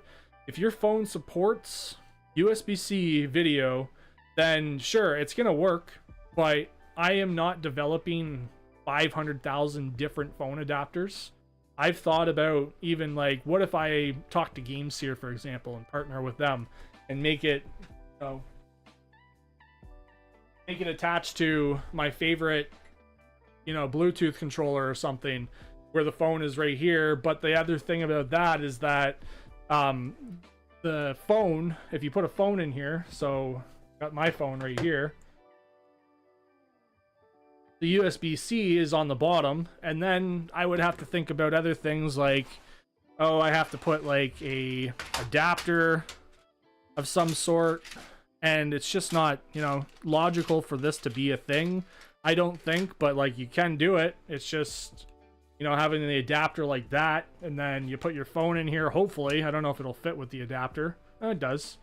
And then you have your cord going like wherever behind, and then there's the DNA Duo. Right? So like that's something that could be potential of some sort. Maybe somebody wants to design their own thing. The big thing is that I don't know why the screen keeps flashing in and out. Maybe my phone's getting hot. That's fine. I don't know what's going on. I have an old S20 Ultra, or S20, that is falling apart. I'll say that. The battery, the back plastic piece is like, I could peel it off. And that's what I use to record. I use that with source copy so that you guys can actually see my display and everything. But yeah, so like that was another idea with the phone idea, but not all phones support USB-C over video, and it was not logical for my pocket, I'm gonna say, for me to design multiple adapters for, even if it was like the most popular of devices. It just doesn't make sense. It does not make sense to me to make it for like adapters for like Samsung phones or whatever kind of thing. But what does make sense to me, which is something I've mentioned before, is what if what I'm going to be doing is I plan on selling a DIY kit, and a DIY kit where that you will have a disclaimer if you buy the DIY kit, that if you develop your own sort of adapter kind of contraption yourself via 3D printer or so be it, whatever it is, and you basically break the display or anything because you've used your own DIY kit, then I'm not responsible for you to, like, for that display being broken, because I have made that disclaimer very clear that if you bought the DIY kit, designed your own display adapter, and something broke on it, then I'm sorry, it's not something that I sold you and confirmed that it works. It's something that you tried to do, or even if you tried to alter the screen in any way, kind of thing. Like, it's something that I'm going to make very clear when I do sell those down the road, which I don't want to get ahead of myself with a whole bunch of stuff either, right? But that it is an option. There's the option of basically making this so that anybody can do whatever they want with it after the fact, but you still have to buy the screen. So you'll still have to buy the screen by itself, and then if you want to buy the DIY kit, do your own thing with it, then go ahead and do so. Like, some people have asked me today, actually, somebody commented saying, what if you made it work with Tacky's new PlayStation thing that I forget what he calls it, the FPGA PlayStation, but is that thing portable? I don't think that thing's portable. So I don't really understand what the benefit of that would be, because why would you play on that with this? I don't really know. Unless it has a battery in it. I don't really know exactly. I know what that thing is because I looked at it, but I don't know what the whole purpose of that would be. I know I just missed that too. But honestly, it's just something that, like, I don't see a benefit of that. I don't know. Maybe other people see things that I don't see. I envision a lot of things, but I don't understand what the purpose of that would be. I literally was just talking about that Yakuf or Yakuf. I don't know how to say your name, but yes, it does. So I was literally just talking about Cemu. Hold on.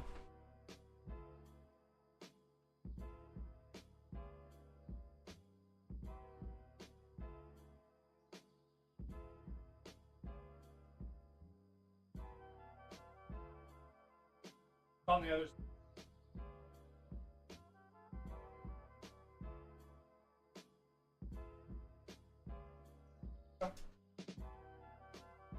If you want to go watch that and then come back to the live, you can. I don't have Cemu set up on this right now. I only have, I think I have Melon DS set up on this too. I don't remember if I put Melon DS back on this. I also, so I have to fix the top screen is shifted because I just made this new version of it, by the way. But yeah, so the top screen is shifted. The corner, you can see like the exits over there. But don't worry about that. That's just because I didn't use my new aligner tool. I have a tool that I ended up creating too. Like, I developed a way to actually align the screen and everything. And I literally just tried to line it up best I could when I was doing the new one. Let me see. I think I do have Melandia. I do. It's right here. Documents. Yes, app image.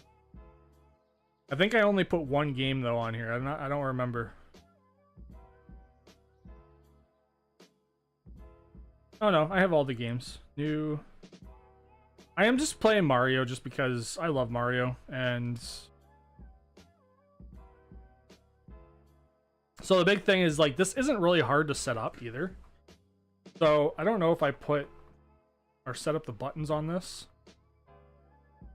I think I just installed Melon DS the one day and then kind of just didn't even do anything with it. Emulation settings.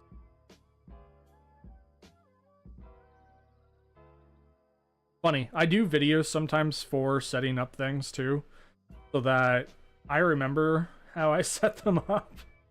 Toggle full screen. It's gonna be F11. Oh no, I made it this one. That's what it was. F10 or number 10. Yeah, there we go. Toggle full screen. So yes, DS emulation too. You can play DS emulation. Yeah, yeah, we can. Freaking awesome, right? Melon DS. What a year to be alive in 2025. And it looks freaking awesome, I think. I love playing like this. I don't know about you guys, but obviously you're here to see this, and I really freaking love it. And the funny thing is, too, when I first started developing this and designing this, I had no clue that there was other people doing different things kind of like this with their own kind of twist to it and stuff. Because, yes, I could go to AliExpress and buy a cheap LCD screen, and that's what I did at the beginning. But this is not a cheap LCD OLED panel. Like, it's an OLED panel, by the way. It's not a cheap panel. It's not cheap at all. I'm gonna let you know that. Video settings, and what you guys are getting is an amazing panel for a really good price. There we go. Now emulation looks a lot better because the character actually doesn't look pixelated and I can see them and everything. This looks, I love this so much. I just died. I have the joystick set up because I like playing with the joystick, but yeah, this is a nice panel. And the thing about what I said a couple of weeks ago or last week, I forget what day that was, I said in the Discord, I also said on YouTube and via an email that basically I have to order a minimum of 1,000 units no matter what for me to get these in hand and everything as soon as possible. I might be ordering more, I'm not sure yet what my accountant will actually say, but I might be ordering more, and I might be, I don't know yet. I'm trying not to say certain things because my wife, who is my manager, is the one that basically, I don't know, tells me what to say sometimes. What? What? Is it glitchy? Oh. Oh, my camera's glitchy. Oh, hold on a second, guys. I'm sorry. Ah, your webcam is clickering like crazy. Oh no. I'm sorry, guys. my daughter just came up here to tell me that my camera was messing up. You guys even want to see my face? Is that okay if you don't see my face? I'm still here. Thanks, Mike, for letting me know. Video helps me, man. Awesome. I love that. I love hearing that stuff too. So like, I tried teaching people. I know I'm looking at the camera even though it's not. I think it's because I plugged in my... Here, let me try this again. Thanks, Ivory. See. Is it flickering now? No.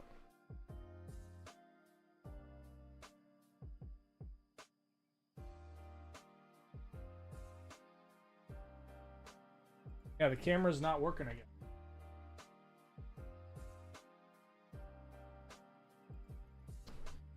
Not that you guys probably care to see my face anyways. You guys just want to see what I'm playing on right now, right? Then I'll go back to what I was saying. Here we go. Hi. Yeah. So what I was saying is that I used to try to teach people how to develop games and apps and stuff like that too, because I have been a app developer for quite some time. Actually, I'm gonna move my chat over here. Bit of a bean. Right there. There we go. Should be using the DNA Duo, but I'm using it right now, so I can't really use the only one I have right now. But yeah, like I have different... Like I said, I bought different panels. These are the panels right here. I have to cover the PCB of it, but yeah, that's a different panel. And that's the other prototype panels that I've purchased. And again, like... This is something that's huge to me. I know people are impatient. I know people can get antsy about products. I know people, you know, some people don't know me, and some people that have purchased this, you know, most of you probably purchased this are here because of my YouTube channel, I would assume. But the matter of the fact is that, like, I am, you know, not hiding who I am. It's not like I'm just some random company that threw up an Indiegogo campaign, got a whole bunch of money, and just disappeared. Still here. I'm still showing you guys everything that I'm doing. I'm still updating you guys. Check your emails again. Check your spam. Check your updates. Like, I am letting you know what's going on all the time. And yes, I'm still working on this. For those people that are like, he's still working on that thing? And it's like, yeah, I am. Why wouldn't I be? I started producing this last summer and thought it was a good idea. Even people that I've talked to, my bank manager, my father-in-law, of course, like, family's obviously gonna, maybe they wouldn't. Maybe my family would be like, no, it's a stupid idea. I'm sure they probably would actually think that was a stupid idea if it was a stupid idea. They're pretty honest, but they even thought this was a cool idea. I let my my sister-in-law, my brother-in-law play on this. My kids have played on this, and my daughter, the very old model, which was the LCD model, I shared a video about this. My daughter was playing on the Steam Deck with the old LCD model, and she didn't complain about it being too heavy. This is not heavy. This is not heavy at all. Like, this is freaking light, and the balance and the weight and everything.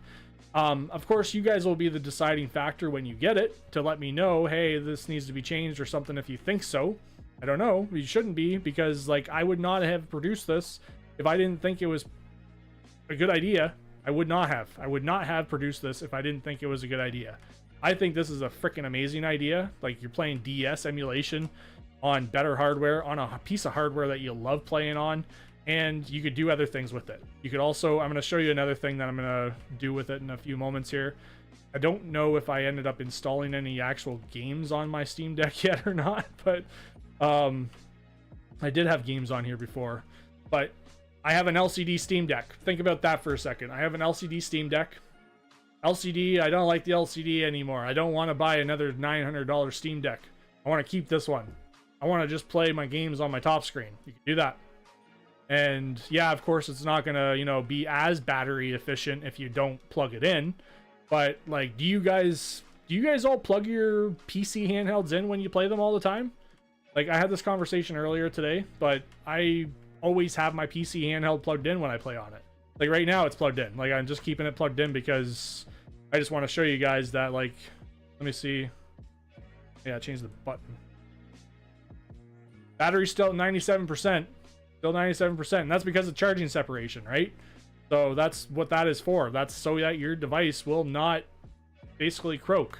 Device's battery will not, you know, get bloated or have any issues. All those people that kept complaining about like the Odin 2 having battery bloating issues and all that kind of stuff.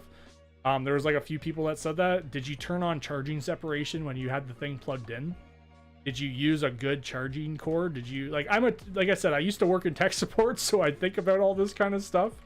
I worked in tech support for so many years, and I worked for a internet company, and I had the owner of that internet company sit next to me while I was doing a sale because I did sales as well. And the owner was trying to tell me basically how to do my job. And I said, no. I sold that guy the best internet package and made the owner of the company money because I know what I'm doing. And oh yeah, look at this. Look at the bottom screen. Yeah, you can do it. It's like playing on an actual DS. So the bottom screen is on the bottom and the top screen's on the top. But I shouldn't have shot the Koopa. Oh well, whatever. But anyways, so the whole reason why I don't know why I even started saying that. Why did I say that? Sometimes I forget what I'm saying sometimes when I'm live. I know I'm gaming at the same time, so I'm kind of just checking the chat every once in a while, but when it full, the screen is flat like a laptop. Yeah, so I've answered that today as well. The reason why I didn't make it that way, so it does clamshell over top of the device, right? But the reason why I didn't make it that way is because of the way that it's designed to actually fit on the device. So that this cable that's in the back here doesn't get interference with the actual hinge. So the other idea is that I could make the notch a lot bigger right here, and then it could probably actually fold right over top of the devices. But the other thing is that this isn't made just for the Steam Deck, right? So the other idea that I had was to change the actual adapter. Now that's where it gets a little bit clunky when it comes to the adapter and the way that it folds over top because of where the USB-C cable is. It can't, you know, go flush all the way over top of the device because of that basically USB-C cable. And then the other thing that I had the idea of was, yeah, push this back so that the actual hinge itself was flush right here, but then it would interfere with this USB-C cable. I've tested a whole bunch of different things with this because, yeah, I wanted it to be like that before. But the other thing is that devices like the Odin 2, for example, screen is bigger, so it sits over top of like the joysticks. So when it's on an angle like that, it's not touching those joysticks. And I showed you guys that earlier when I had it actually seated on the actual Odin 2. But that's what that is for. And same with the Retroid. So the Retroid Pocket 5, for example. Still in I'm still in the Rocknex for the Retroid Pocket 5. I'm going to get out of this because I probably am going to show you guys this working too. Maybe I should plug this in. It's actually charging. But for the Retroid Pocket 5, for example, it's going to have to seat over top of hold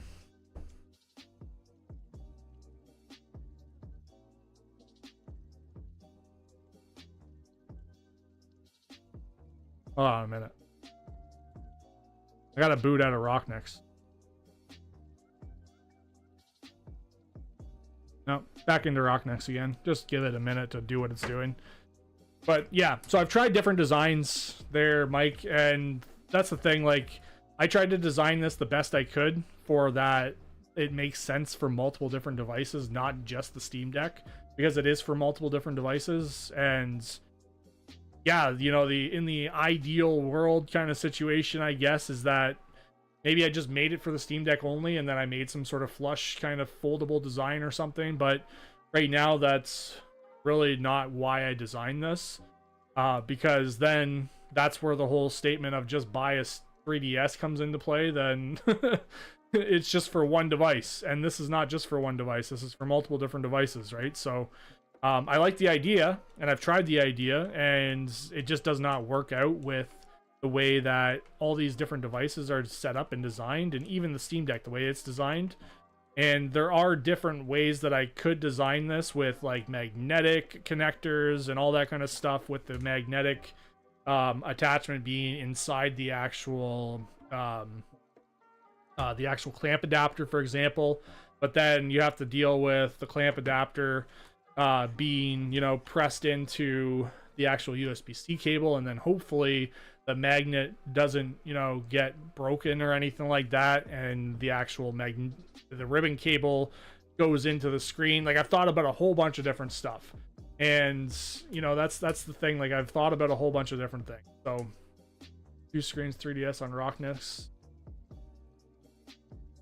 everything. Yeah, so that's the big thing, is that I have tried different, you know, different designs and different ideas and stuff like that. I don't know why I keep dying at this part. This part's not hard to do, just because I'm talking and showing you guys things at the same time. But I did try Rocknix. The dual screen does not work on Rocknix, by the way.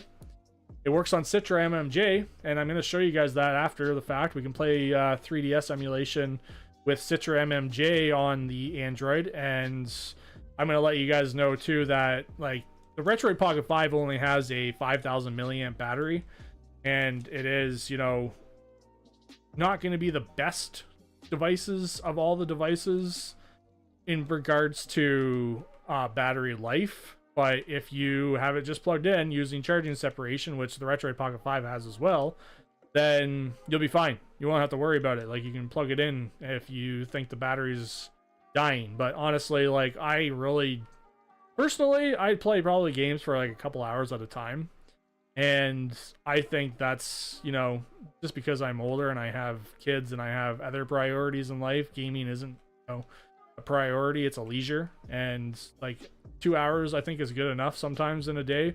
I know last week I was actually live for like 4 hours playing Minecraft, and I mentioned that earlier today as well, that like the reason why I've been showcasing a lot of stuff about Minecraft is just because I like Minecraft, and I have liked Minecraft for years. I kind of started this channel off with some like Minecraft live gameplays with some guides about emulation stuff and everything on the side as well. So yeah, like I enjoy everything to do with any mobile tech and tech in general. Like, I don't even use my PC for gaming on. My PC is basically just my device for editing videos and recording videos and stuff like that. So I know you guys can't hear the game. I think you guys can hear the music at least, but I'm confident this will work as well.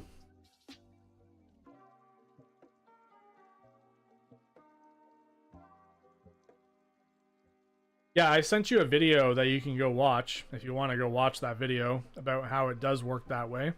I'm just going to make it to this castle, and then we're going to switch over to the Retroid after. The Retroid, I need to plug it in though, and I need to figure out why I don't use Rocknix very often. I'm probably doing this wrong. Oh, there we go. Boot mode. Yeah, I remember that much. I learned things really fast. But the fact that I can play DS like this on a screen that I can actually see is freaking awesome. And yes, you can do Wii U. I did share a video about Wii U emulation as well, with games like Wind Waker, for example. Wind Waker works out fine. You have to use the Wii U gamepad for that to actually work nicely. It doesn't work for Android yet because they haven't implemented the media projection library into the Wii U emulator for Android, but it would benefit from it because I have played I played actually quite a bit of Breath of the Wild with the Wii U emulator on Android, and it actually plays really damn well. I gotta tell you that, on the Odin 2, if you set it up properly. I've had people like privately message me asking me how I did it, and I literally just was tinkering with stuff and used the download packs and stuff like that to actually get it to work. So, but yeah, Rocknix does not work, I'll tell you that much, because I don't know if they just don't have the USB-C out working, but it doesn't really make a difference anyways. Like, Android's a lot easier to set up. You have to use like a mouse and keyboard to like set up different features and stuff like that with Rocknix. So you don't have to, but it's a lot easier to do it. Like right when I started the live stream today, I was like, this is annoying. I need to connect a USB-C cable or something to this so that I can use my mouse and keyboard and actually basically go through with actually being able to actually update RPCS3 and everything. But it's still cool. Like, it's freaking awesome that they did finally like release it for the Odin 2. Like, I think it's still like in the very early stages, but it is for the Odin 2 now, and I am gonna have a video coming out about that too. I'm gonna share a video on how to install it. It's very easy to do. It literally took me like 20 minutes to get everything going, by the way. If you pay attention to my guides, yeah, you're gonna have it installed on the Odin 2. Now, I'm not gonna have a full how-to on every emulator and all that kind of stuff. I might do individual videos for each emulator or something after I kind of figure it out myself, because that's what I do. I try to figure things out myself, and then I share how I did it for you guys to learn how to do it. That's what it is. It's not me going to like university to learn how to do this thing. It's just me tinkering until it works. And I think people usually understand that, but if I can't get something working, I'll keep tinkering at it until it does, and then I'll show you how I did it. I'm not gonna, you know, fake it until I make it. I've seen a lot of content like that on YouTube, where people are like sharing things about certain things because they just want the video views. Okay, so yeah, we're still, you know, charging separation. Device has been staying charged up, working the way it's supposed to with this plugged into the back like that, and we're going to unplug this. We're going to turn it off or unplug it, demagnetize it from the actual hinge adapter. And what I was saying earlier is that you could do this with your adapter after if you wanted to. Feed it off to the side. Yes, Rocknix for the Odin 2. Didn't you see that at the... Oh yeah, you just jumped in here, didn't you? Rocknix for the Odin 2. Yeah, Rocknix is on the Odin 2. That's coming. I'm going to be doing a video. Oh, it's working now. Continue playing offline. Let's see if we can actually get into a world. I didn't set this up or preset this up, by the way. I kind of just put Minecraft PlayStation 3 edition on here just to see if it would load, because it is a lower device or lower audio, and the audio is working too, which is really, really cool, because AYN shared some information to the community recently. So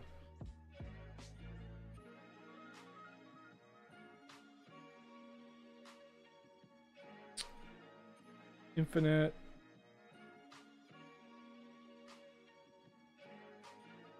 I don't know. I know I have to go into the settings and change the render and stuff like that too.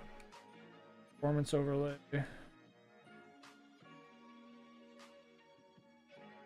But we'll see. We'll see what we can do here. Yeah. Dev said Wi-Fi stopped occasionally. So what I figured out with the Wi-Fi is that when I restart Emulation Station, the Wi-Fi starts working again. So that's what I did. But I don't know. Maybe the Wi-Fi is buggy. I don't know. I'm also not sure how much of the game will actually load. It looks like it's loading right now, but I'm just going to take a drink of my coffee. That's getting cold by the minute.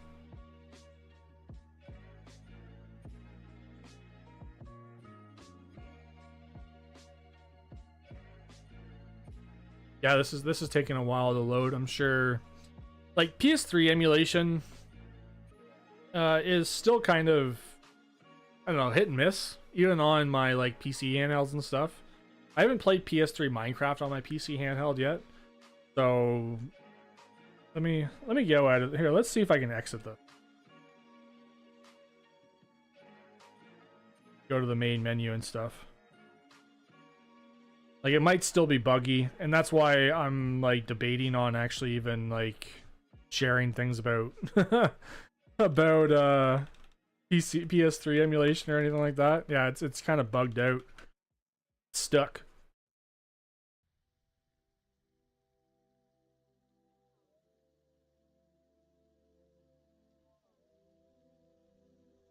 I can never get this game even to play on the Retroid Pocket 5 either. Oh, I did say I was going to plug this in. I'm going to hold down the power button and see if we can get this debugged while that's charging, because I am going to show you guys this on the Retroid Pocket 5 to be the last thing to show you guys this on. Because I did play it on the Odin 2, played it on the Steam Deck, and the Retroid Pocket 5. I don't have the Asus with me right now, it's downstairs. The other one that I have, but this is the adapter for it. I finalized the adapter for the Asus one as well. I actually finalized that one the other day. The Asus one I actually don't have a lot of orders for, but it is what it is. Menu.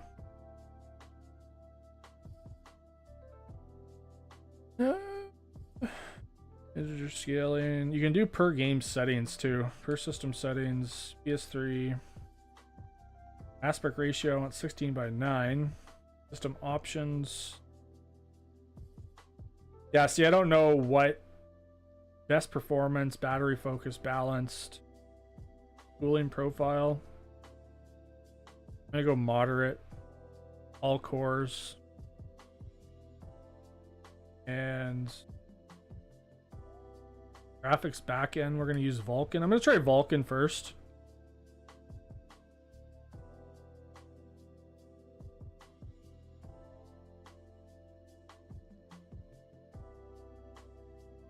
I'm gonna do a 75% on resolution with 720p. And we're gonna see what we can do with that. Like, I know I said that I'm not fluent with with this, but I have messed around with it a bit, so I kind of know what I'm doing. Let's see if this actually works. But yeah, I am very, very happy about where this is right now, and I hope you guys understand that. Yes, I am trying to get this going as fast as possible for you guys. And the reason why, again, that I've been sharing Minecraft stuff a lot lately is because I have been just I hope you guys didn't see that off the corner. I have been just kind of pumping out content that's a little bit easier to pump out rather than trying to pump out, you know, long, convoluted reviews about products and stuff, because that does take me time to do. And where tutorials and stuff like that, tutorials is because I can just sit around and mess around with something, and then in my head I can remember how I did that something. Does that make sense? And then I can share how to do that something. If that makes sense too. So it's compiling shaders.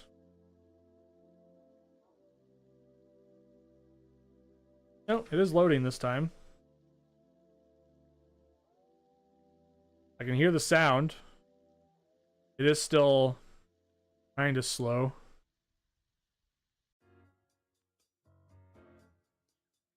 According to PS3 emulation, though, that this is supposed to be a compatible game, so yeah, it's loading. This is the same thing I had happen with the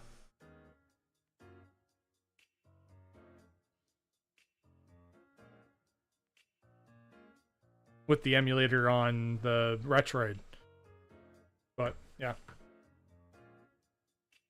it's not the end all be all. Like, it's not the end of the fact that Rocknix you know, is probably good for some people because it makes things a little bit more organized, because it does have all the emulators sitting there. Well, not all of them. It has most of the like popular ones, I guess. Like PS2 emulation is probably better on Linux than it is on Android, because the Android build still doesn't have any new updates. Here we go, new world. Didn't even know if it was loaded or not. We'll see. We'll see what happens here. I know this is very like just compiling shaders in the background. I can hear the fan going too. So it's definitely doing what it's supposed to.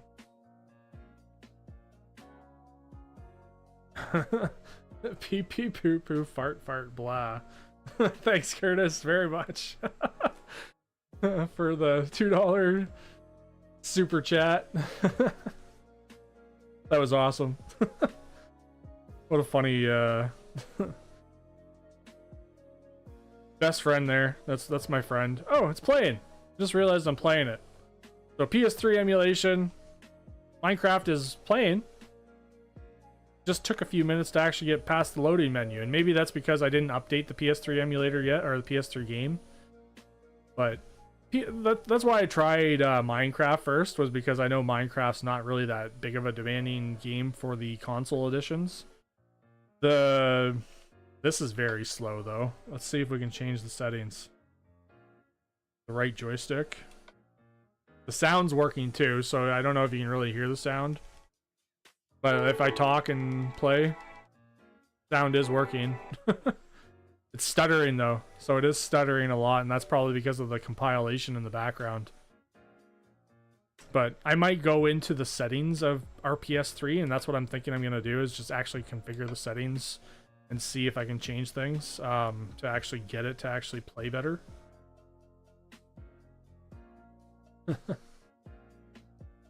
Could not play it before. What, Minecraft? Is that what you're saying?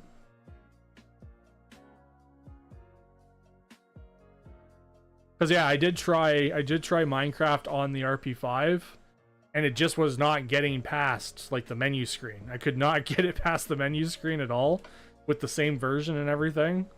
Where I'm in the game right now with the Odin 2, but the Odin 2 is a lot more powerful, and it is a device that I have recommended to multiple people in the past, but see, like, it's still...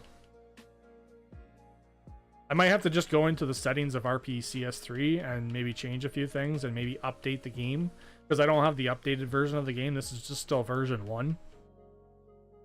But this is taking me forever to just get the slider going.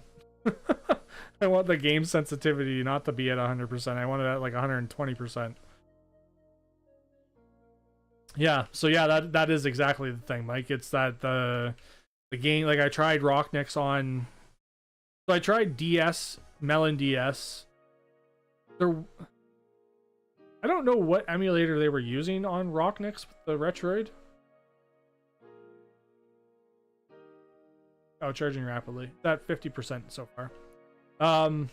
Was it Line 3DS? I'm not sure. I can't remember. Yeah, this is not playable whatsoever.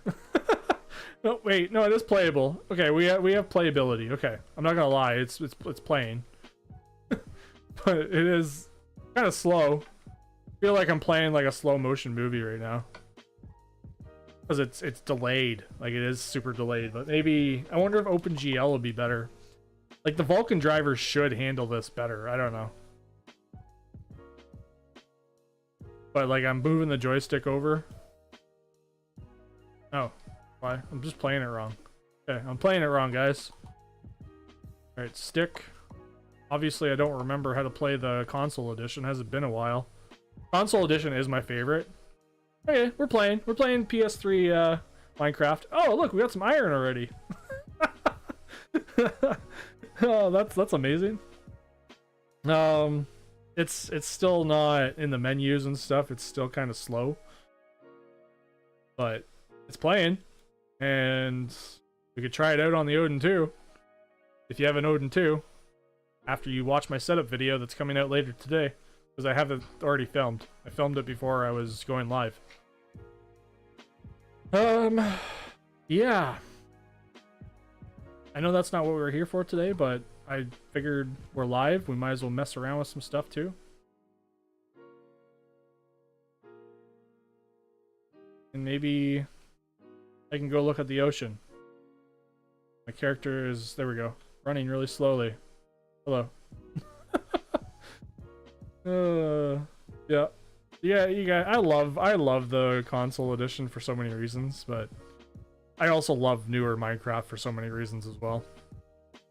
But it's playing a lot better than it was on here, because it didn't even load into this, and it just was not playing whatsoever. But it's actually playing on the Odin 2. And maybe if I configured some settings a little bit more, it's a little bit blurry because I have it set up differently. Frame limit. I'm gonna go with infinite.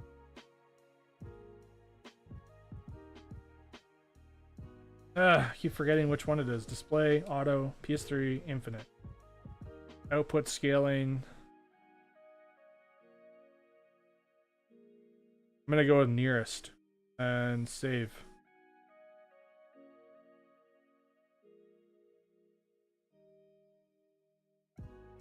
See if that makes a difference. Does that make a difference? I don't know. Didn't really make a difference. Did it? Oh, maybe I started running a little bit better. Oh wait, I can go in the menus now. Let's go back to the menu. Go to my controls. Settings. There we go. It's actually working. It's finally catching up. Does that make me move faster? So Minecraft is sort of playable. We're getting there. We're getting Minecraft PS3 emulation with Rocknix. So crop that part of Minecraft in the live to put it as a demo for your Rocknix video. Yeah, I could definitely do that, so that we remember what settings we're using. Maybe the updated version of Minecraft would be better too, because I have the update file too. But it is kind of... yeah, it's working. Playable, sort of.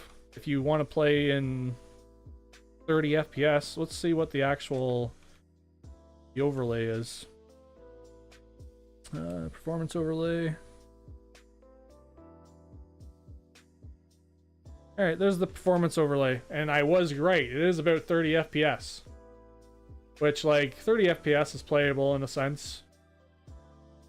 We got the CPU utilization, PPU.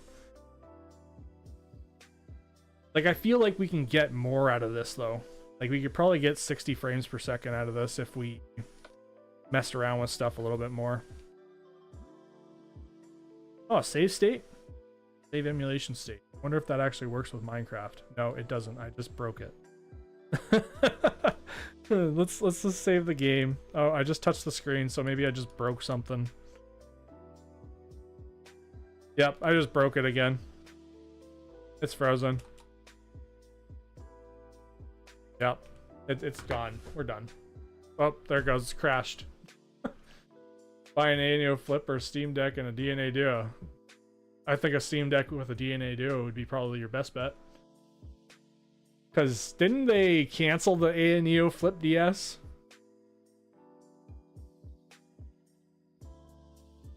And like, you can buy a Steam Deck for like, I don't know where you live, but in Canada you can get one for like $300 used, an LCD model. Grab the DNA Duo, Canadian prices at $229, and get an additional 20% off your order by using I Love Deck or I Love 3DS to get the DNA Duo pre-order. And if you're patient enough, it'll be out hopefully by April, the latest, I hope.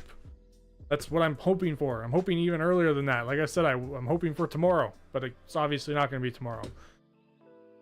Yeah, I don't know about the the Rocknix. I don't know. Well, I'll mess around with this maybe later. Oh, I just went back into the game. So, yeah, 62%. We're going to play with it at 62%, and I'm just going to show you different emulation, and here it is. Yes, it is big on the Retroid Pocket 5, guys. You know, obviously it's big on there, and the one person that said something about the stress on the cable, we might not be able to actually play on it too much because, yes, it does have, you know, 2 cables that I'm connecting because I don't have the actual cables ordered yet or anything yet, but we will get this going so that we can actually use this with Retroid Pocket 5. So yes, it does mirror the display. But if you go into like Citra, for example, Citra MMJ, and we go and play some Donkey Kong Country Returns, we can change 2 screens. So the one thing that I've noticed is that it's kind of got like a weird bug to it. So we can switch the displays. So the top could be the bottom, bottom can be top. But there's kind of a weird bug with the loading display on the bottom. And people that are asking, is this heavy? Not heavy. Like, it feels good. Like, yes, I work out and stuff, but like, this is not that heavy at all. And it feels great. Like, it feels good in the hands. And even if you don't, like, I don't like playing with the Retroid Pocket 5 without these grips. These are just 3D printed grips. But even like this, it feels good. Like, good enough to say the least if you like to play like this. And I've thought about like the positioning of your hands and everything, that you're going to be using with it like this. I will try to play it like this without the grips on it for a bit, but my hands get cramped with the device without those grips. I'll tell you that now. But the fact that we got 2 OLED displays, big screen on the top, kind of like a DS or a 3DS, right? Makes a lot of sense. And I'm not scaling it or changing the stretching or anything like that. I'm actually just, I'm gonna shut this down.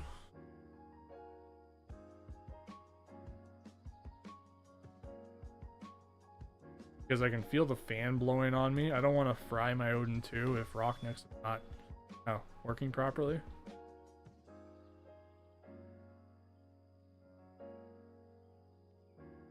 Software is half baked. Also, A and Neo support at barely anything. Yeah, that makes sense. Sounds like A and Neo thing. So I did end up getting the A and Neo Evo, because there was a lot of people that were asking about if it's going to work with the A and Neo Evo, and it does work with the A and Neo Evo. It actually looks really flipping good with the A and Neo Evo. I haven't made the adapter for it yet. I've been still working on it, but it works great and plays great. With the cable that I use, like I have a long, like 20-foot or 10-foot cable. Oops. And it plays really good. And the fact that the matter of is that, I don't know why I keep saying that, the fact of the matter of is that I've been trying to finalize the main adapters that are on the website, the main adapters for the devices that I've had longer. And I think I might even sell my Odin 2, because the A and Neo Evo is actually a really nice device and pretty performant. And also, you can spoof different devices on that device. I haven't messed around with it too much, but you can spoof different devices. Like I could make the device pretend that it's like a Snapdragon 8 Gen 2 device, and I think that's because of the processor that's inside. I haven't deep dived into that processor too much yet, but it's been very, very performant. But there's also been a few different issues that I've had with it too, and I had to like basically jump into the A and Neo group to actually get some information out of why my device is having some issues with it. But I actually do recommend that device and I'm gonna have a video about it, if you're looking for something like that. If you want something that's gonna be a little bit more performant than the Odin 2. However, you're starting to get into the territory of, I might as well just buy a PC. But then again, when you think about it, Android is less battery hungry than a PC handheld would be. And even with the Asus ROG Ally X, like I tested out the Asus ROG Ally X for a long time. The Asus ROG Ally X, I love the battery life on that thing. And it was actually really, really great. But I still think that Android is, and has, from my experience, proven this, that it is less battery hungry. And like, especially the Odin 2. The Odin 2 has the 8,000 milliamp battery. The A&E Evo has, I think it was like an 8,300 milliamp battery, if I remember correctly. So it's just a little bit more or something than the Odin 2. But Android is, you know, better at, you know, utilizing battery life than PC handheld. Right now, at least. Unless we start getting PC handhelds with 20,000 milliamp batteries in them and good TDP wattage. Yeah. Who knows? Who knows? Technology's changing every day, and you know, that's why like I wanted to get this out as soon as possible, is because I want you guys to enjoy this, and I want, you know, to fix DS emulation with this thing. I also want people to be able to have the ability to, oops, I forgot to blow on them. To use this for other purposes too, which I showcased today as well again. And that's why I'm kind of doing this today, is because I want you guys to understand that I am still working my butt off for this to be produced. And like, I know I sound like a broken record, but after I got up at like 1 o'clock in the middle of the night and saw all those posts about people like, you know, being all, I don't know, arrogant, just sadistic, I don't know, what else can I say about it? other things. Other things that kind of was just like, are you kidding me? Like, the situation with MU Droid was last year, and I just did not get all the bananas. And that was something that, like, I moved past from. I continued on with my YouTube channel. I continued on with trying to ignore all those people that I was just like, okay, well, whatever. It's probably just a whole bunch of kids that, you know, don't really understand things and don't understand my reasoning about what I did, because I thought it was helping the community, but whatever. And yeah, then I started producing this, and maybe I didn't, you know, gain any of those people to actually buy this thing, but did I want those people as customers? Probably not. And I can't play on this thing without these grips. I'm gonna tell you that now. It does not feel good in my hands. But the fact of the matter is that, like, I don't know. I don't want toxicity in my life. And I don't need that. I don't need that. And I'm an honest person. I grew up to be an honest person and tell the truth. And obviously, like, there's some things that I don't, you know, tell you guys, but like, there's certain things that I don't need to tell you guys about who I am and what I do and stuff like that. During my lives, I sometimes say certain things that you guys can go back and listen and hear what I have to say. Whoops. But I don't know. I'm just doing the YouTube thing because it's something that I enjoy doing, and maybe, like, I've had paid collaborations with some companies. I've had companies that have just sent me things for free just to review, and I didn't get paid for them, and I just hope that the video took off to make a couple bucks off of it, I guess. But like, that's not my main goal of this, is to make $1 million off of YouTube, even though that would be cool, I guess, you know, like, whatever. But it's really something that I did as a hobby thing at first, and then now it's kind of a, like, I reached, what, 38,000 subscribers during this live today, which is crazy. That's 38,000 people. That's a lot of people to actually accommodate to, and accommodate to with different requests. Like, I have so many people that think that I am their one-on-one tutor for certain things, but the reason why I do like tutorials for videos and stuff like that sometimes is because I would hope that you would actually watch the video and learn how to do whatever the thing is. And if you have questions, I'll try to answer them. But if you question me about something that I've answered in a video, like a tutorial or something, then that's when I kind of like just watch the video. Like, just, that's why I did the video, is because I answered that, or I showed you how to do that during the video. And I've had lots of people that have been like, yeah, sorry, my bad, man. I questioned it before I even watched the video. Now I got it figured out because of your video. Thank you. I've had people do that. And I know from experience. I'm not trying to sound like, you know, arrogant or anything. It's just, that's what people do. Like, I've even been guilty when I jump on a video sometimes and say something, you know, but This might be a dumb question. I'm not sure who said it elsewhere or not, but is DNA touchscreen? Yes, it is touchscreen. I've actually mentioned that today, but right now it's not. The touch is not working on this one. The touch was working on the LCD model, but that's because we're still debugging the actual panel and the driver board that's inside this. But it is touch, so you will be able to use the touchscreen, and it does have front firing speakers, but the front firing speakers right now don't work. But with the Retroid has done the perfect thing so that you can actually switch between their speakers and my speakers if you want to, which is audio routing. So Retroid actually has a feature in their handheld settings where you can use audio routing so that you can use the audio on the actual device.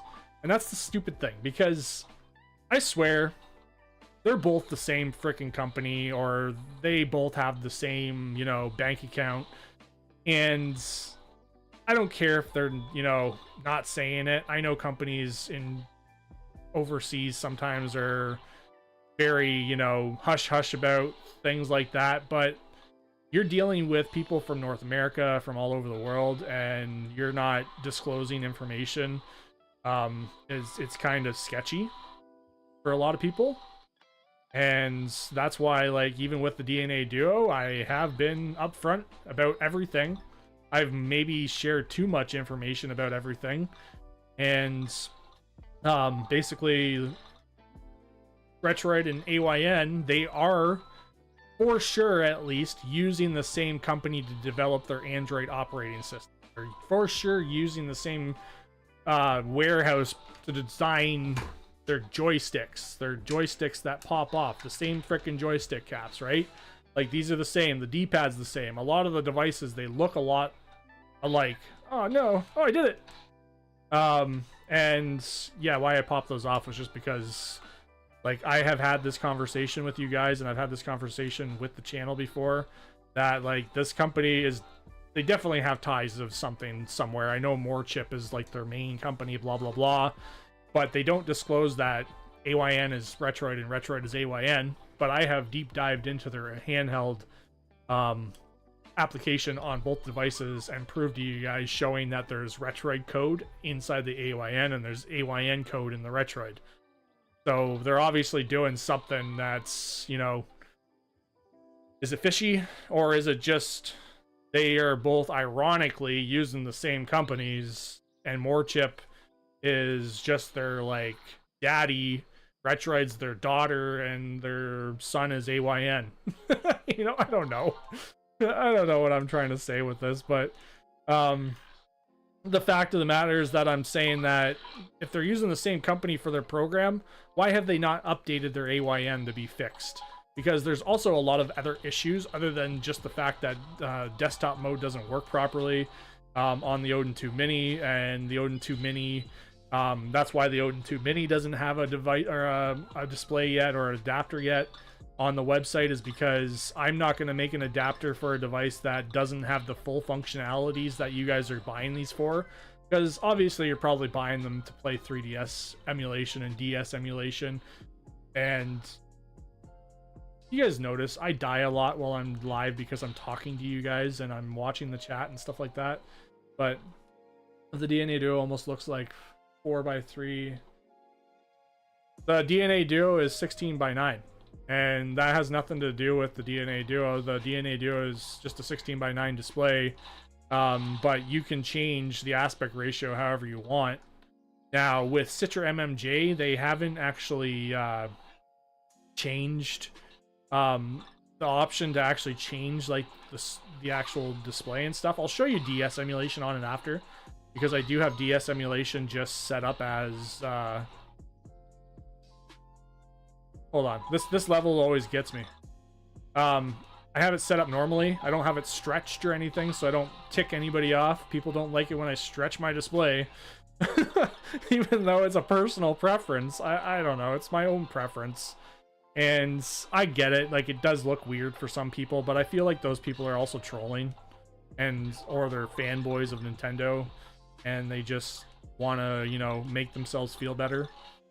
If that makes sense. Oh, Ooh, that was lucky. I actually hit that guy on the nose right at the right spot. I'm missing like everything. I don't care. I'm just trying to get through the level. I'm just proving a point that like it is playable and it plays really well. And it feels good. So like if I'm sitting here, shoot. Like this does not feel unbalanced. I would not, like I said, again, I would not, you know, produce this, send it out for you guys to buy if I didn't think it was worth the actual playability of it. Yep. What is that? My house? You. I'll put it right here. Yeah. Does mommy know you're up here? Yeah. Back down. I'm gonna keep your house, my house right here, okay? Thank you. High five. Bye. Yeah.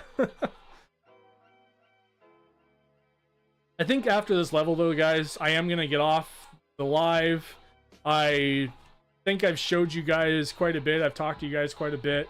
This is Citra MMJ. What do you mean stretched? Oh wait, here. Let's get out of here for a second. This is Citra MMJ. I did a video about this recently. Oh, I still have a game continuing. There we go. So what I mean by stretched is if I was playing DS emulation, which is what I'm doing right now. Do I have a save state? I do. Oh no, I don't. Here, let's get out of here. I thought I was... I'm gonna close the game for a second. This is drastic, by the way. So if I go to my change options, go to my video settings, what do I mean by stretched? Sorry, I'm laughing at that just because I'm like... Correct aspect ratio, full screen. Okay, we got full screen. That's what I'm gonna do with the top screen. So here we go. Top screen's all stretched out. I'm gonna fast forward this. I swore I was playing on this and saved. Oh, maybe it was not a save state. Maybe it was the actual save in the game.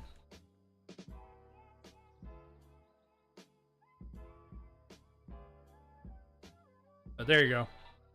So full screen. Stretched. Does it look bad? That's how you would use it? Yeah, exactly. I use it like that too. You can tell the pixels are stretched if you really look for it. But it looks good. And I would still keep this squared. But you could make the bottom fat too if you want to. If you want to call it that. Fat or stretched or whatever. But I like it like this. But there's a whole bunch of people that were like... I don't know about you, but the screen looks ridiculous that way. It's my personal preference, and... Oops, I just loaded my seat. I'll do what I want, you know, and you can do what you want. It's nothing to do with the display itself. It's got everything to do with the actual emulator. And right now you have to change the bottom screen, but yeah, it has everything to do with the emulator. You can tell a lot when you're playing like new Super Mario Bros. And stuff, but did I play this? Oh no, I played this on here, let's switch to a completely different game. I played it on the deck. Go to Super Mario 64. There we go. Port 2, I used to own a Steam Deck LCD and you used to stretch it too. Random suggestion, if you're able to test emulate the GameCube, see if you can test Mega Man command with the MG.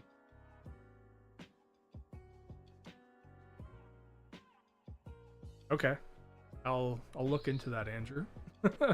I've never even thought about that. I think I know what you're talking about.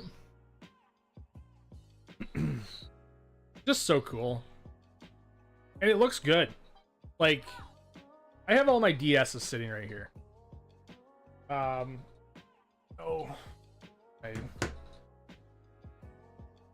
this doesn't have an R4.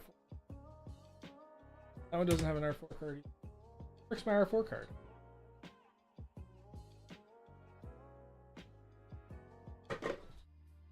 Oh, I actually have games. Obviously, I have games. So, alright, look, this game right here. This game right here. I own these games. Do you own these games? Probably not. Some of you probably don't. Just say that. But I don't know why I whispered that like that. Yeah, the old DS. It's nostalgic. I'll tell you that, but it's not something I play on. I play emulation.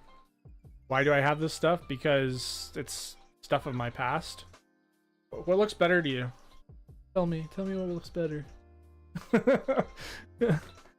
I know it's cool, you know, like people are always like, oh, just buy the original. And it's like, you know, I have the original. I think emulation has so many more advantages than just graphics. It's playable on hardware that you can enjoy playing it on. Not that the Retroid Pocket 5 is my favorite device to play anything on. It's an okay device. It's a great little device. It's perfect for kids, I will tell you that much. Or people that don't really have something else to compare it to.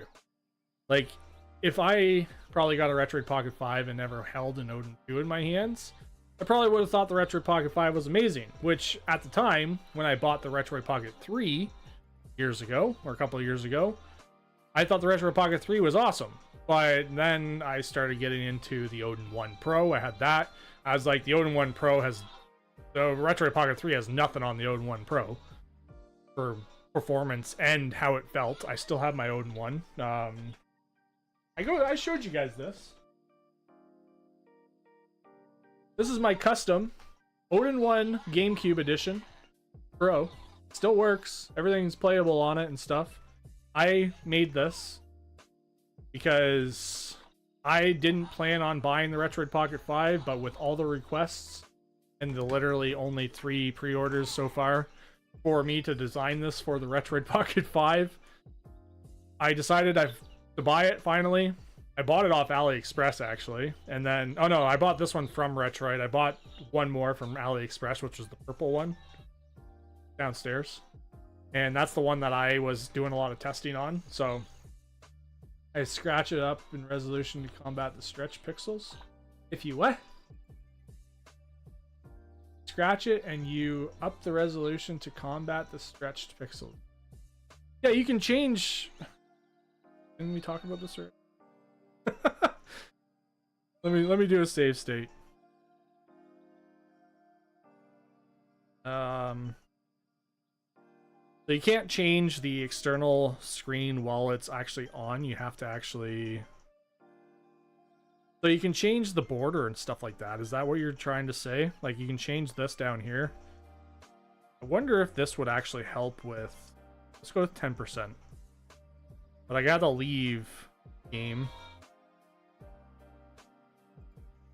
And go back into it. Is that what you mean? Maybe? Because this is all based off of if they meant stretch and upscale. Well, that's what we're doing, right? We're upscaling the game and basically making it look better. Like, compared to what it looks like on here. Like, it's all pixely and... Like... This is OLED. This is... IPS. Oh, I'm actually in a game with this one, so you guys can actually see the colors. That's the other thing. Yeah, the panel's peeling off because I don't have it stuck down. It's just seated in there. But look at the color difference. You can actually see the colors of the game compared to, like, the true colors of the game compared to the DS. The other reason why emulation is got a benefit over the original hardware is because of what the game looks like. Like, a lot of people do like graphics. And... but the correct aspect ratio, yeah, you can turn it into the correct aspect ratio, which it still looks good. I'm not gonna say that this doesn't look bad. So, like, this is the correct aspect ratio of the game, and it still does look good. Plays well, plays really damn well, I'll tell you that, and it looks great with both of the OLED displays. Especially looks good with... I can't wait to get the Odin 2 Portal and see how good it looks with that, because... Where is... Give me a second, I'll be right back.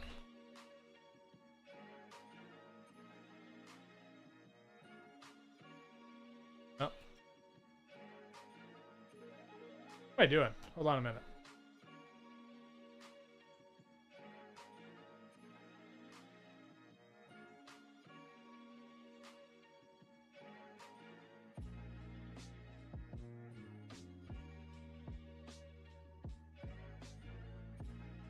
Oh, you lost your tooth.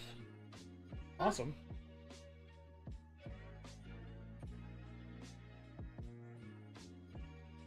Oh, let me... Holy. At least that one came out. Tooth Fairy's gonna come tonight, too. I was like... After...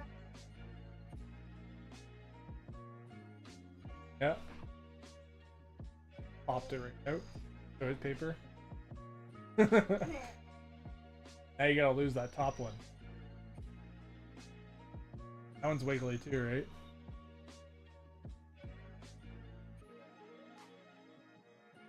Yeah. Oh, wait. Uh-oh.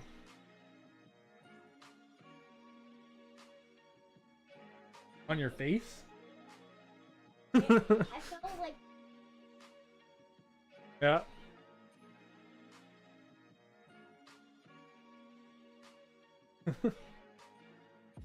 Well, Tooth Fairy's gonna come. Did you get a little container then? Or you're up here for? Where's Lily's little treasure?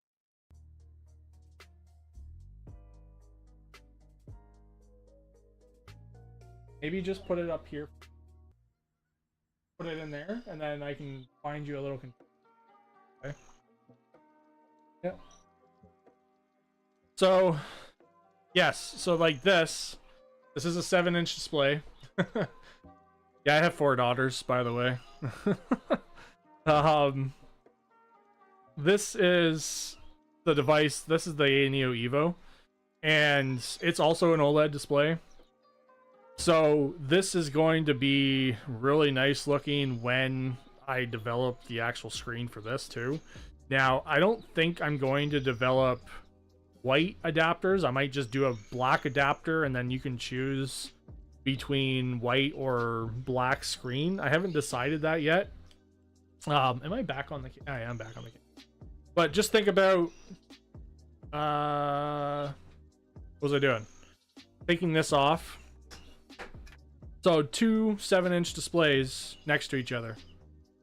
Right? I guess you saw that with the Steam Deck too, so that's whatever. But when it clamshells over top, like it is still going to seat like this, which is fine. Which the main thing is that it still is going to look cool. And I just haven't made the adapter because I've been just so freaking busy with making sure all these other adapters that are already on the website are perfect and everything. But that's what it's going to, you know, look like. And it's going to look awesome. I wish my thumb didn't look like that. I think my thumb looks ridiculous right now because my nail broke off. I mentioned this earlier. But the fact that it's just going to look so cool, and then when the hinge actually folds over top,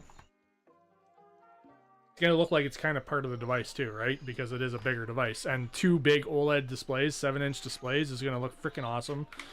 And whoever has the Odin 2 Portal, probably going to be like maybe the 3rd best device if they fix the software.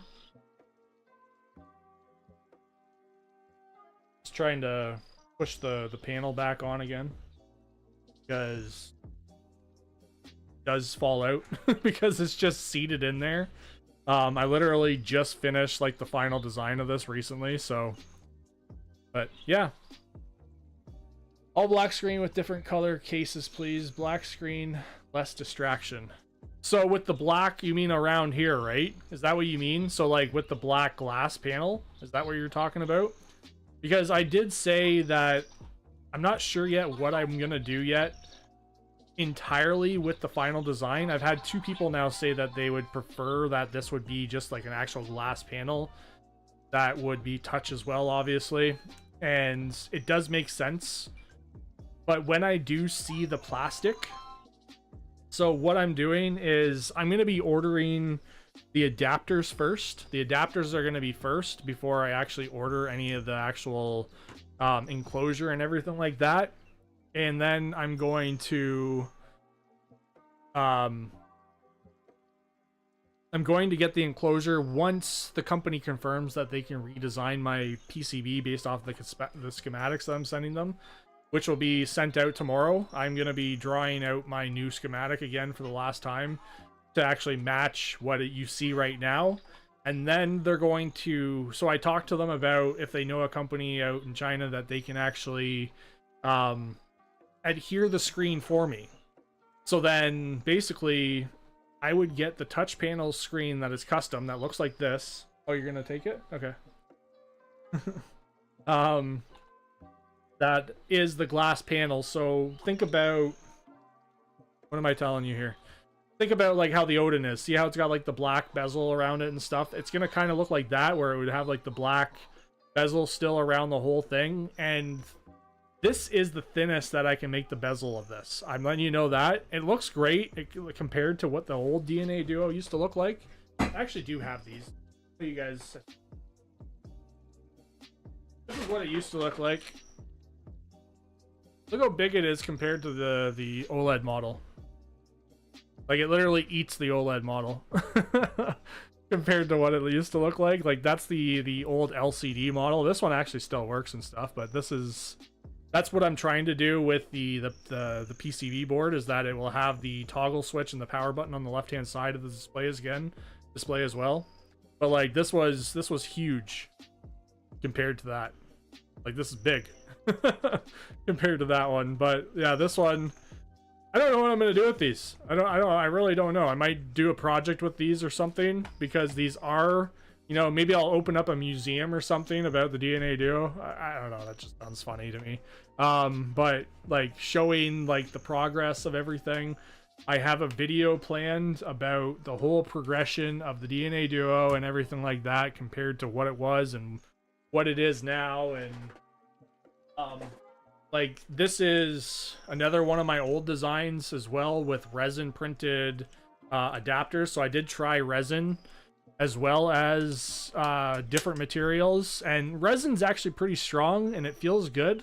Like, that's why I was saying that depending on how many orders I get for the actual, like this one for example, if I only get like 2 orders for this, I've told you guys that it's going to be resin printed, which resin does cost money. Like, it costs like this adapter right here was like 40 bucks by itself, or 35 bucks or something like that for the actual adapter by itself.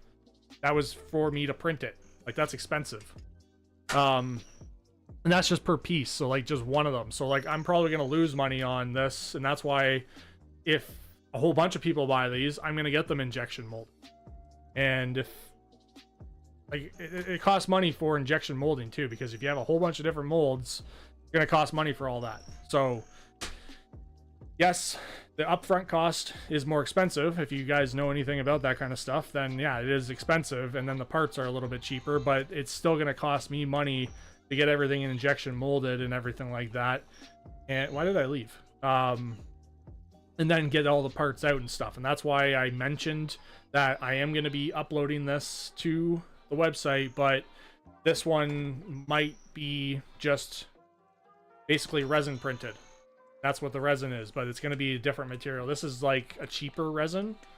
This was like the cheapest one, and it's got sort of like a, I don't know, you can see like the sand marks and stuff, but I will see. I will see what the company, like, I have a company on standby still that is going to be doing all the injection molding for me.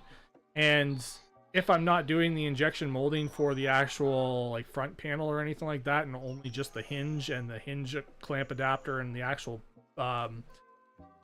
PCB holder and stuff like that, then it might be a little bit cheaper for me, because I am just going to be using the front panel glass display. But it's still going to cost money. Like, everything's, you know, costing money, and it's something that, you know, you don't have to worry about. I priced everything accordingly so that it makes sense, and it makes sense for me right now with pre-orders, and it makes sense for you guys, and that's why I'm offering, you know, a discount right now as well. And the I think the I Love 3DS has like 60 still, or 59 or something out of 100 still left. The one filled up right away. The very first discount that I was offering, that one filled up right away. And some people, like, I've contacted some people and I said, hey, I just wanted to make sure that you knew that there was a discount. And some people have said, don't worry about it, I just want to support you. I appreciate that.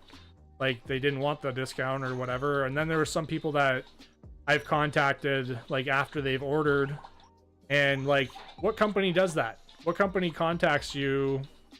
Like, I know I'm just basically starting this up and asks, hey, did you order the right thing? Just making sure you ordered the right thing. Like, that's what I've done. Like, I had somebody that ordered a screen and then an adapter by itself a few times. Like, a couple people have done that. And I've contacted them. Some people don't even respond. Somebody responded, like, not even a month later and said, oh, don't worry about it. It's fine.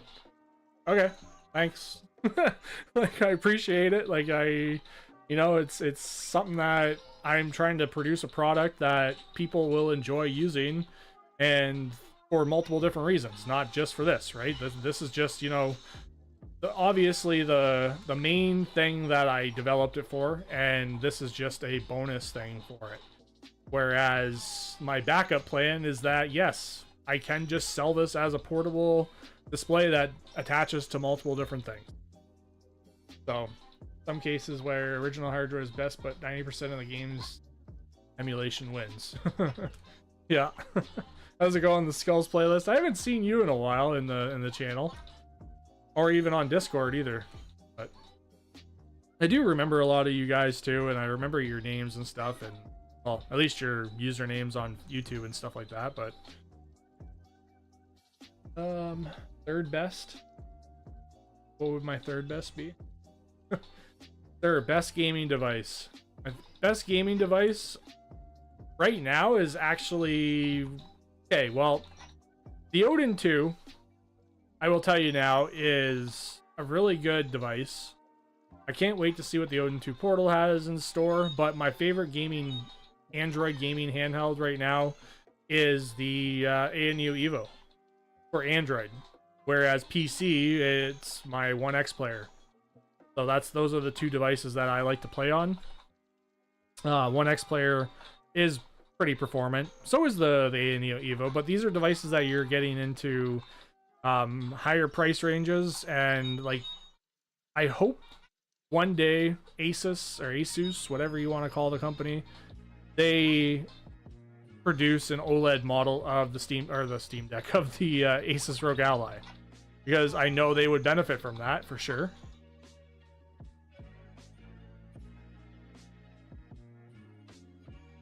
I don't know why I went backwards. I don't know why I did that. I know that is the entrance to go up there faster. But yeah, if the Asus ROG Ally had an OLED, it would be over. It would be over with everything. And then the DNA Duo would be perfect with the Asus ROG Ally. Not that it's not now. It's great with the Asus ROG Ally, even with the LCD on the bottom and then the OLED on the top. It's great. And that's why I went with OLED too, because OLED is a nice display and it's less power efficient, and it doesn't get hot. Like I said, I don't feel heat like I do with the LCD model. With the LCD model, I always just felt like heat on the back. Oh, I already defeated him once. That's why. Throwing bombs at me now. Because I was actually playing this on this the one day.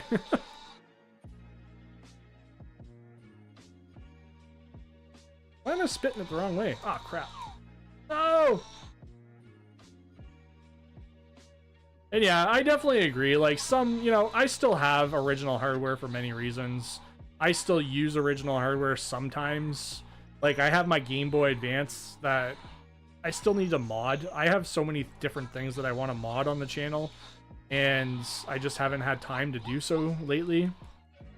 And I also have some Nintendo Switches that are on their way right now that I'm going to be modding too for people. And it's just that I make time for that because I do get paid for that kind of stuff every once in a while, but I just haven't had time to do my own personal stuff because I work and I have kids, I have a job, I have this that I'm working on, and making sure that you guys get it in due time. So that all being said, I hope you guys got the answers you were looking for. Odin 2, it's worth it to buy Odin 2 Portal. I would definitely buy the Odin 2 Portal if I were you, if that's your first handheld. I definitely would. Now, I don't own one, but I would say get one because it does have an OLED display. This thing has an OLED display in it too. However, it depends on how much tinkering you want to do, and I really love this thing because of the full-size joysticks. These are full-size joysticks. Now, I had to put these caps on it because white gets dirty fast, and the buttons are a little bit, you know, like this does look great. I love this display and everything on this device. It looks great, and it plays really well and stuff. It's just, and the battery's good. It's just that the buttons, the A, B, X, and Y buttons, I don't know if I've become a snob about the buttons or whatever, but I feel like they're really clicky and really loud. Same with the Retroid Pocket 5 though. Like these buttons are pretty, like over time, I guess, you know, like the membranes, the conductive pads inside here and everything, they will wear down. But like it's just a matter of, you know, like I still don't understand the input latency of some people. I don't know. Some people say there's input latency. I don't know. Whatever. Anyways, so yeah, where I was going with this is that I am going to end this very soon. Yes, get an Odin 2 portal if you want to spend the extra money for the OLED display, basically, and it is a bigger device. Like, this feels good. I like this. This feels great. It's nice and light in my hands. This is the AI Neo Evo again. And I think this is a perfect size. It feels good in my hands. It feels good all around ergonomically. Even the Odin 2, the original Odin 2, like this thing was perfectly fitting in my hands. It felt great. I am not, you know, shoving any of these devices, even the Retroid Pocket 5, in my pocket by any means necessary whatsoever. But some people want to do that, I guess. I've seen people share pictures about their Retroid Pocket 5 because they opened it up to do something, and the fans were so covered in lint and other crap, and it's just like, why are you shoving these in your pocket? There's fans in them, there's joysticks that just pop off so easily on these ones, and people have complained about losing them. Like, it's just something that, you know, it's not something I recommend. And the whole pocketability thing, like, I understand your mindset on it, but what was pocketable back in the day was this, right? Like, this was pocketable back in the day because the buttons were all hidden and clamshell closed and stuff. But I, like, even my Steam Deck and my Asus ROG Ally, when I traveled with it, like, I would put it in my laptop bag. But I'm also 35 years old and I don't travel out to public with my devices. Yes, I don't know. I don't like, even if I was like in my early 20s and I was hanging out with my buddies and stuff, I probably wouldn't be going to the park and pulling out my Steam Deck, even with or without the DNA Duo. This is something that I just sit at home and play like when I go to my in-laws sometimes, if we're having downtime and not hanging out or something. Or like Christmas time. Like Christmas time, there is lots of times where I'm just kind of like, oh, I'm just gonna go hang out and play on this for a bit.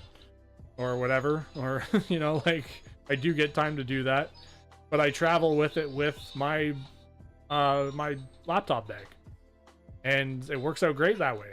It does. It seriously does. And I'm not gonna, you know, fold this closed and shove this in my pocket. I don't know why anybody would want to think that, but that's not the whole purpose of this. This is a portable display that gives you so many different things to do with it and options to do with it, like including this, and also, you know, playing on one screen and watching a video on, or playing a game on one screen and watching a video on the other, or vice versa. And how you do that, you would have to switch into desktop mode. So, that all aside, yes, I am done with this today. I think I've said everything I needed to talk to you guys about, including, you know, certain things that have happened in the past and people that have questioned, you know, why hasn't it shipped yet and all that kind of stuff. I hope I've answered those questions. Hopefully those people just see this video and see that, you know, I mean business when I'm doing what I'm doing with this, and that, you know, I'm not scamming anybody. You know, I'm not scamming anybody at all. I am working my butt off to get the OLED panel that I switched to in December to be working the way that we want it to work. And I am, you know, I also mentioned this earlier, that because I didn't reach the goal of Indiegogo, I had to do something else to make this work, which is what I'm doing right now, is making this work. And because I switched to this, There's other things that have to go into this to make sure that it doesn't have issues with it when it gets out to you guys. So have a nice day, guys. Enjoy gaming. It is the weekend for me. I think it's the weekend for most people. And I hope, again, if you order the DNA Duo, you enjoy it. And don't forget to use coupon code if you want to get extra 20% off your pre-order, which the pre-order prices will be going up, by the way, once I get confirmation that everything is ready to go. The pre-order prices are going to go up, and those coupon codes won't be available anymore, because I would like to make some of my money back and make some money off this whole product. So take care. Use coupon code I love 3DS or I love deck, or if you're getting the Xiao case adapter, then use the Xiao deck coupon code as well. Have a nice day, enjoy gaming, and I will see you guys next time. Bye!